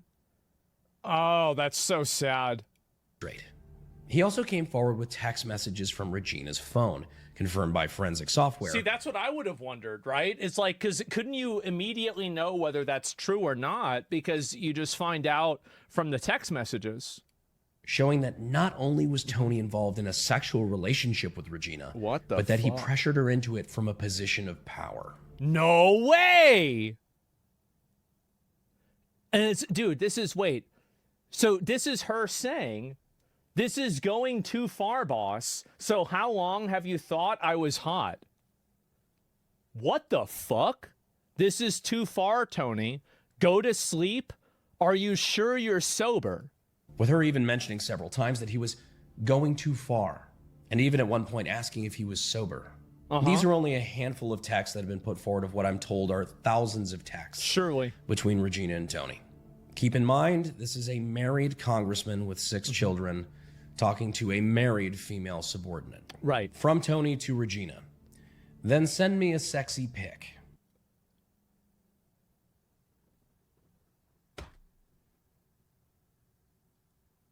Wow.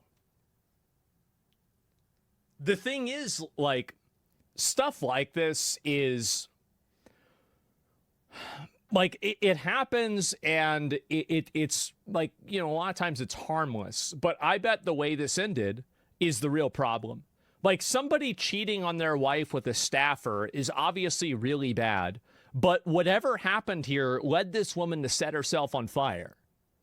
Very clearly, something dramatic was wrong. Regina says, I swear my life has been a telenovela for the past 7 days. You really don't want a hot picture of me. Tony says, yes, I do. Yes, I... Oh. Hurry. She asks, Jesus. Is this a test? What's so crazy about this is, like, these text messages and this conversation, this is like, have you ever taken, like, an HR training program? And it's like, Bill says that, you know, Kathy's breasts look extra large today. Did Bill sexually harass Kathy? You know, like, it's like this super obvious shit. Like, everybody knows. It's like straight textbook. Do you think she set herself on fire with the family being left behind? I think it's possible that she did because it was being used as blackmail, or it would be used as reputation destruction towards her, and she felt like she had no other way out. I mean, do I think that they set her on fire? I mean, it's possible, sure, and I think it should be investigated by the police, but that's not the first conclusion that I would make. Later she says, no, I just don't like taking pictures of myself, to which he replies, yeah, I'm just such a visual person. This is all from a fucking congressman? Oh my God. He then goes on to ask her favorite position. Favorite position. She asks, yours first, and then goes on to ask, so is this why you're quiet around me sometimes, because you think I'm hot? Oh God. He responds to this by saying, on top, pinning your legs. To which she then pumps the brakes and says, this is going too far, boss. So how long have you thought I was this hot? He says, what do you like? And then answers, since you worked at the Chamber of Commerce in Uvalde. And then following up on that, reminder, this is a married congressman to a married subordinate. He asks, anal?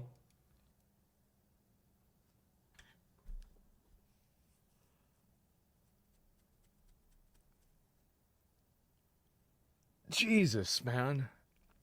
See, this is the kind of stuff that, and people need to, like, I think it's good that we're watching this, right? Because, like, we always talk, like, I spend a lot of time talking about how, you know, every problem is because of a woman, right? But the reality is that there's a reason why a lot of women hate men, and it's because situations like this are disturbingly more common than you might imagine. There are little Epsteins inside of every power dynamic almost all around the entire world. This is happening in China, it's happening in Russia, it's happening in Africa, it's happening in America, it's happening in Sweden, it's happening everywhere. And the problem is that it's important to look at these people and hold these people accountable. These are very clear and very obvious bad actors.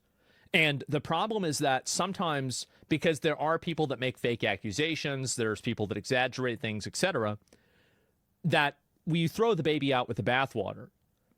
These instances do happen, and they happen with a disturbing amount of regularity. And it's important to keep that in mind.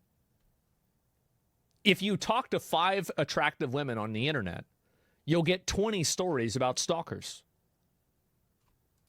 She replies, never. The texts then from this point lead to them arranging to meet up at the cabin. That then gets picked up by the story that the other former She staff... never shut him down. She obviously shut him down. She shut him down 2 or 3 times. Any reasonable person who is not a creep and a weirdo would have immediately stopped pursuing this person the moment they said, this is going too far, boss. That's crazy. What do you mean she never shut him down?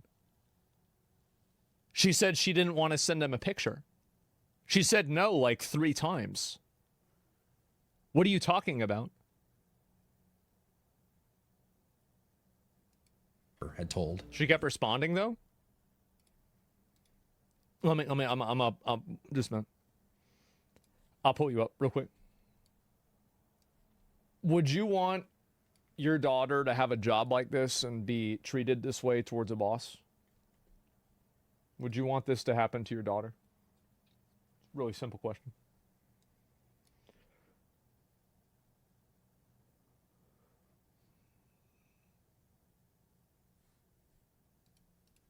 This is her fucking boss, exactly. Of course.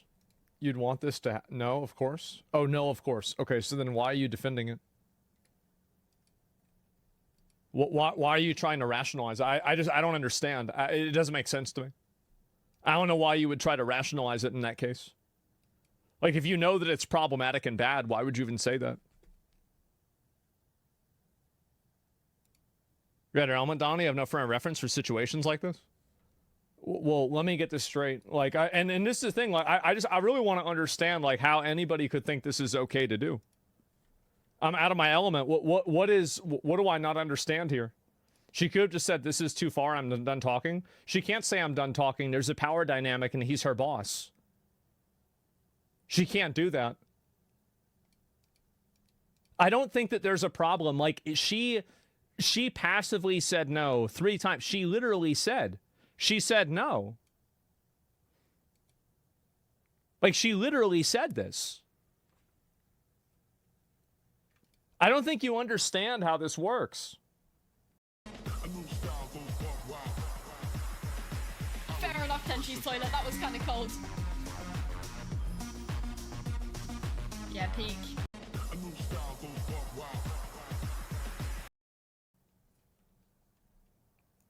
Can't she quit?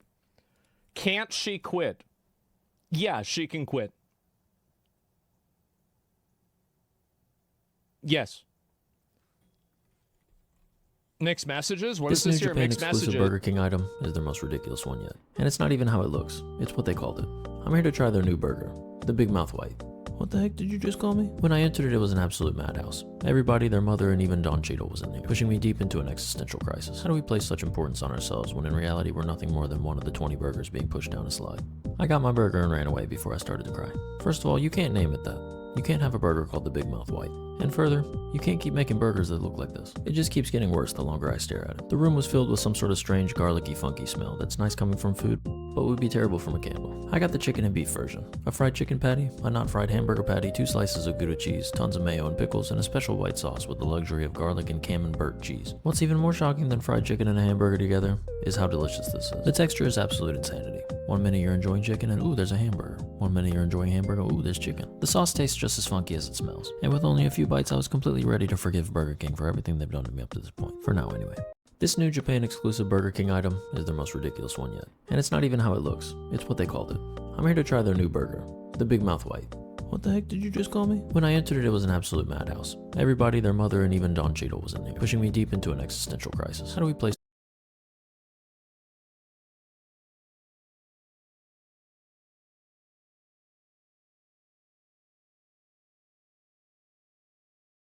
In-N-Out animal style barbecue onion ring. First, want to saute your onions. First, I want to saute some onions with some sauce. You're gonna add ground beef, those onions, pickles, cheese, and you're gonna mix that all up. And I'll take my ground beef. Why is it gray? Super. Saute some onions with some sauce. You're gonna add ground beef, those onions, pickles, cheese, and you're gonna mix that all up. And I'll take my ground beef. Why is it gray? Super finely chopped garlic, onion, cheddar, and pickles. Stuff the onions and it should look like this. Stuff the onions till it looks like that. Wrap with 2 strips of bacon and season with your favorite barbecue rub. No, this is a lot of work for cholesterol maxing. Also, some of these holes are too tight. 250 degrees and I'm using my favorite pellets from Bear Mountain. Maple, bourbon, pecan. For 250 degrees, I'm using my favorite smoking method, convection bake. The In-N-Out spread is just a few ingredients, but I like to add Melinda's sriracha for a little spice. The In-N-Out spread, just few ingredients he didn't explain. So I'm using light mayo, ketchup, pickles, 0-calorie syrup, and some apple cider vinegar.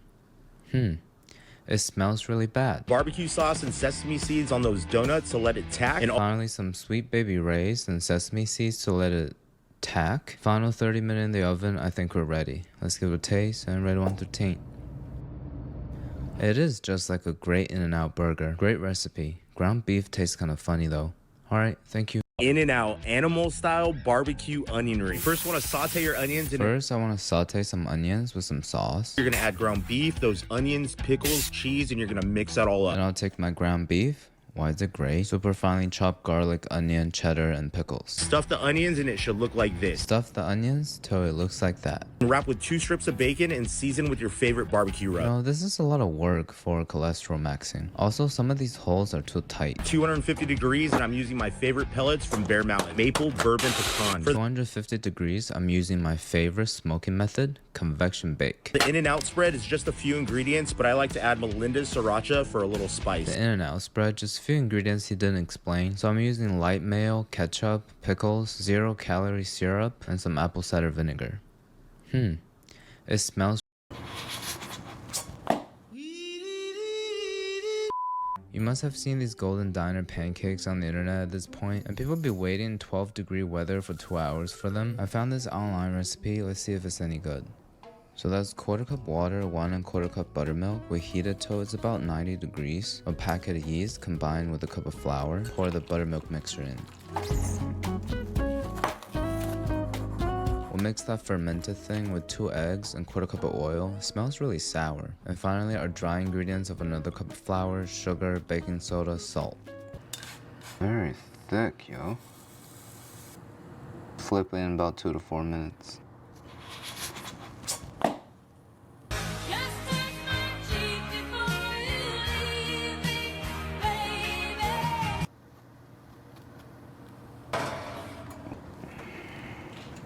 Let's just bake it straight like this. I don't feel like flipping. And the syrup that goes on top of it is just honey butter, maple, soy sauce, and salt. It's almost like a brown butter caramel, but you're cheating.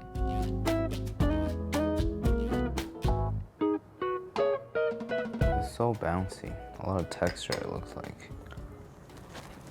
It tastes a little bit drier than what I had at the restaurant. But this is very close. I think we gotta let it soak in this butter syrup a little longer. Giving this a recipe at 9.1.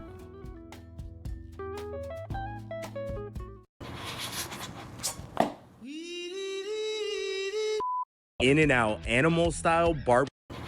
I learned this with a friend from Italy. My friend from Italy is coming to kill me. Start by cutting 1 medium onion. 1 medium onion. 1 drizzle of oil, the onion cubes. Some oil, the onion cubes. Meanwhile, cut half red bell pepper. While that's in the pan, we'll cut half a red bell pepper. Cut 1 yellow pepper. Cut yellow pepper. Cut 2 tomatoes. Bro, why can't you cut these beforehand? Now I'm kind of panicking. Transfer to the skillet 1 tablespoon of tomato paste. Put everything in and 1 tablespoon of tomato paste. 2 packages of instant noodles. 2 packages of instant noodles. Which Italian friend taught you this? Stir until incorporated into the sauce. Stir. What's gonna incorporate into what sauce? 2 beaten eggs and stir for another 3 minutes. 2 beaten eggs and stir for another 3 minutes. Oh man. 150 grams of grated mozzarella cheese. Top with mozzarella and put on a lid. That recipe is ready. See you next recipe. Bye bye. I don't know if I'll see you next recipe, bro, but let's give it a taste and rate it 1 through 10. I actually didn't spit it out. That was just too big of a bite. I wanted to though. I don't know about the taste, but one thing's for sure, his friend is not Italian. Alright, thank you. I learned this with a friend from Italy. My friend from Italy is coming to kill me. Start by cutting 1 medium onion. The number one thing all Persians can agree on is this, which is the holy grail of our culture, tadik.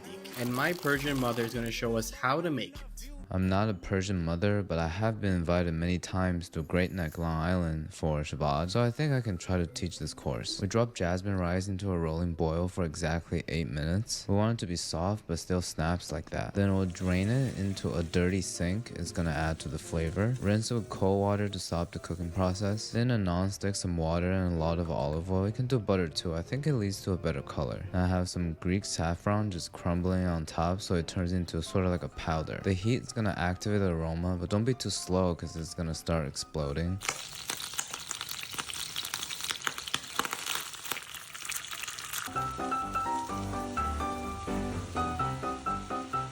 Once it's almost full, poke some holes, put on a lid for almost an hour on medium low. You want to hear the crackling sound. We friends now!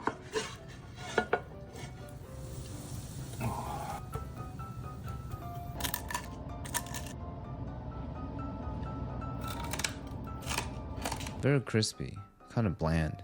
Usually use butter. 8 out of 10. Alright, thank you.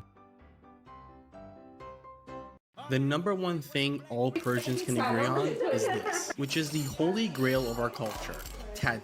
And my Persian mother is going to show us how to make it. I'm not a Persian mother, but I have been invited many. If you want fried chicken that's crispy on the outside, start by breaking down a whole chicken. Start by buying a whole pack of chicken thighs on sale. You also get the variety of all the different parts of the bird. But other parts of the bird besides the thigh don't taste good. Combine buttermilk, pickle juice, hot sauce, and salt. And buttermilk, pickle juice, hot sauce, and salt. Add in all of your chicken pieces and let this sit for at least an hour. Add in all of my chicken pieces and let it sit for an hour. Flour, cornstarch, and basically every spice in your spice cabinet. Equal part flour and starch, and then all of the spices in my cabinet.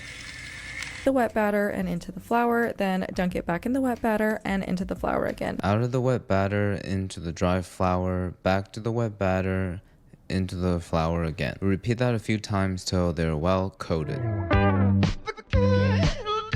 Just fry it in some 350-degree oil for about 8 to 12 minutes. Then fry it at 350 for 12 minutes. It looks really nice. I'm really impressed that the batter didn't fall off.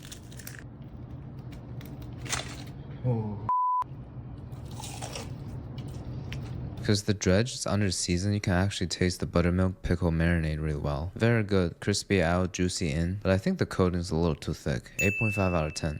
Alright, thank you. If you want fried chicken that's crispy on the outside, start by breaking down a whole. One of my most favorite and popular dish. I have some beef fat. I have some avocado oil. I have some salt and pepper. This is a local Canadian short rib. Salt and pepper. This is the American short rib, which is superior than the Canadian. I just gently sear it. We just brutally sear it. I am also get some shallots. Some shallots. I have whole garlic, some ginger. Some garlic. Blend of spices here. Goes down. I think that blend of spices is cinnamon, bay leaf, clove, star anise, and peppercorn. Chinese wine. Chinese wine.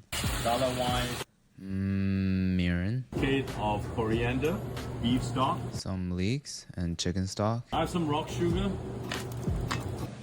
What is that? Fresh tomatoes. Fresh tomatoes. A little bit of tomato paste. A little bit of tomato paste. Chinese preserved chili beans. Some spicy bean paste. A little bit of soy sauce. A little bit of soy sauce. A little bit of sesame oil. Okay, no more ingredients, please. We're gonna braise this beef for 45 minutes.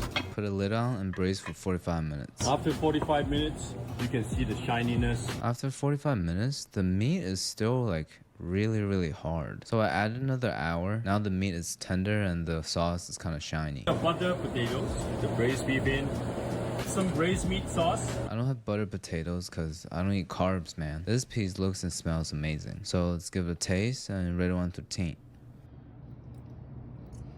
It tastes like the perfect combination of a classic mirepoix tomato red wine braise with a Chinese red braising. Fusion cooking at its peak. 9 out of 10. Alright, thank you. One of my most favorite and popular dish. I have some beef fat. I have some avocado oil. I have some salt and pepper. This is a local Canadian short rib. Salt and pepper. This is the American short rib, which is superior than the Canadian. I just gently sear it. We just brutally sear it. I am also get some shallots. Some shallots. I have whole garlic, some ginger. Some garlic. Blend.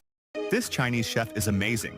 This Chinese chef is insane. He grates 300 grams of frozen chicken breast and puts it in a bowl. You know, this is our second time grating frozen chicken breast. I think I'm getting pretty good at it, but the grater couldn't handle it though. He grates 60 grams of white cheese and adds it to the bowl. 60 grams of mozzarella added to the bowl. Followed by 150 grams of mozzarella cheese. 60 grams of mozzarella added to the bowl. Peels and grates 200 grams of potatoes, squeezes out the extra liquid, and adds them to the bowl. Peels 200 grams of potatoes, squeeze out the extra liquid, and add it to the bowl. He cracks 1 egg. Cracks 1 egg. Teaspoon of oregano. Teaspoon of oregano. A teaspoon of salt. A teaspoon of salt. Half a teaspoon of black pepper. Half a teaspoon of black pepper. Puts the mixture in a pan with a little oil, covers it, and cooks it for 15 minutes. Cooks the mixture with a little oil, cover for 15 minutes. After flipping it using a plate, he cooks it for another 15 minutes. I've never tried to flip using a plate because it seems like a technique for a weak person. I ain't using no plate. I'm gonna flip it by using the flick of the wrist. You fucked up. But since it's the new year, we'll try something new. I can't believe how easy that was. How would you rate it out of 100? Probably not gonna rate it out of 100, but we'll rate it 1 through 10 though. It tastes like a really thick and poorly done hash brown, but it's high protein though, so we'll give it a 7 out of 10. Alright, thank you. This Chinese chef is amazing. This Chinese chef. Welcome back to my new series, All Crisp No Clog, where I show you how to make crispy, flavorful skin with juicy meat on the inside. Welcome back to Why Does My Chicken Look Kinda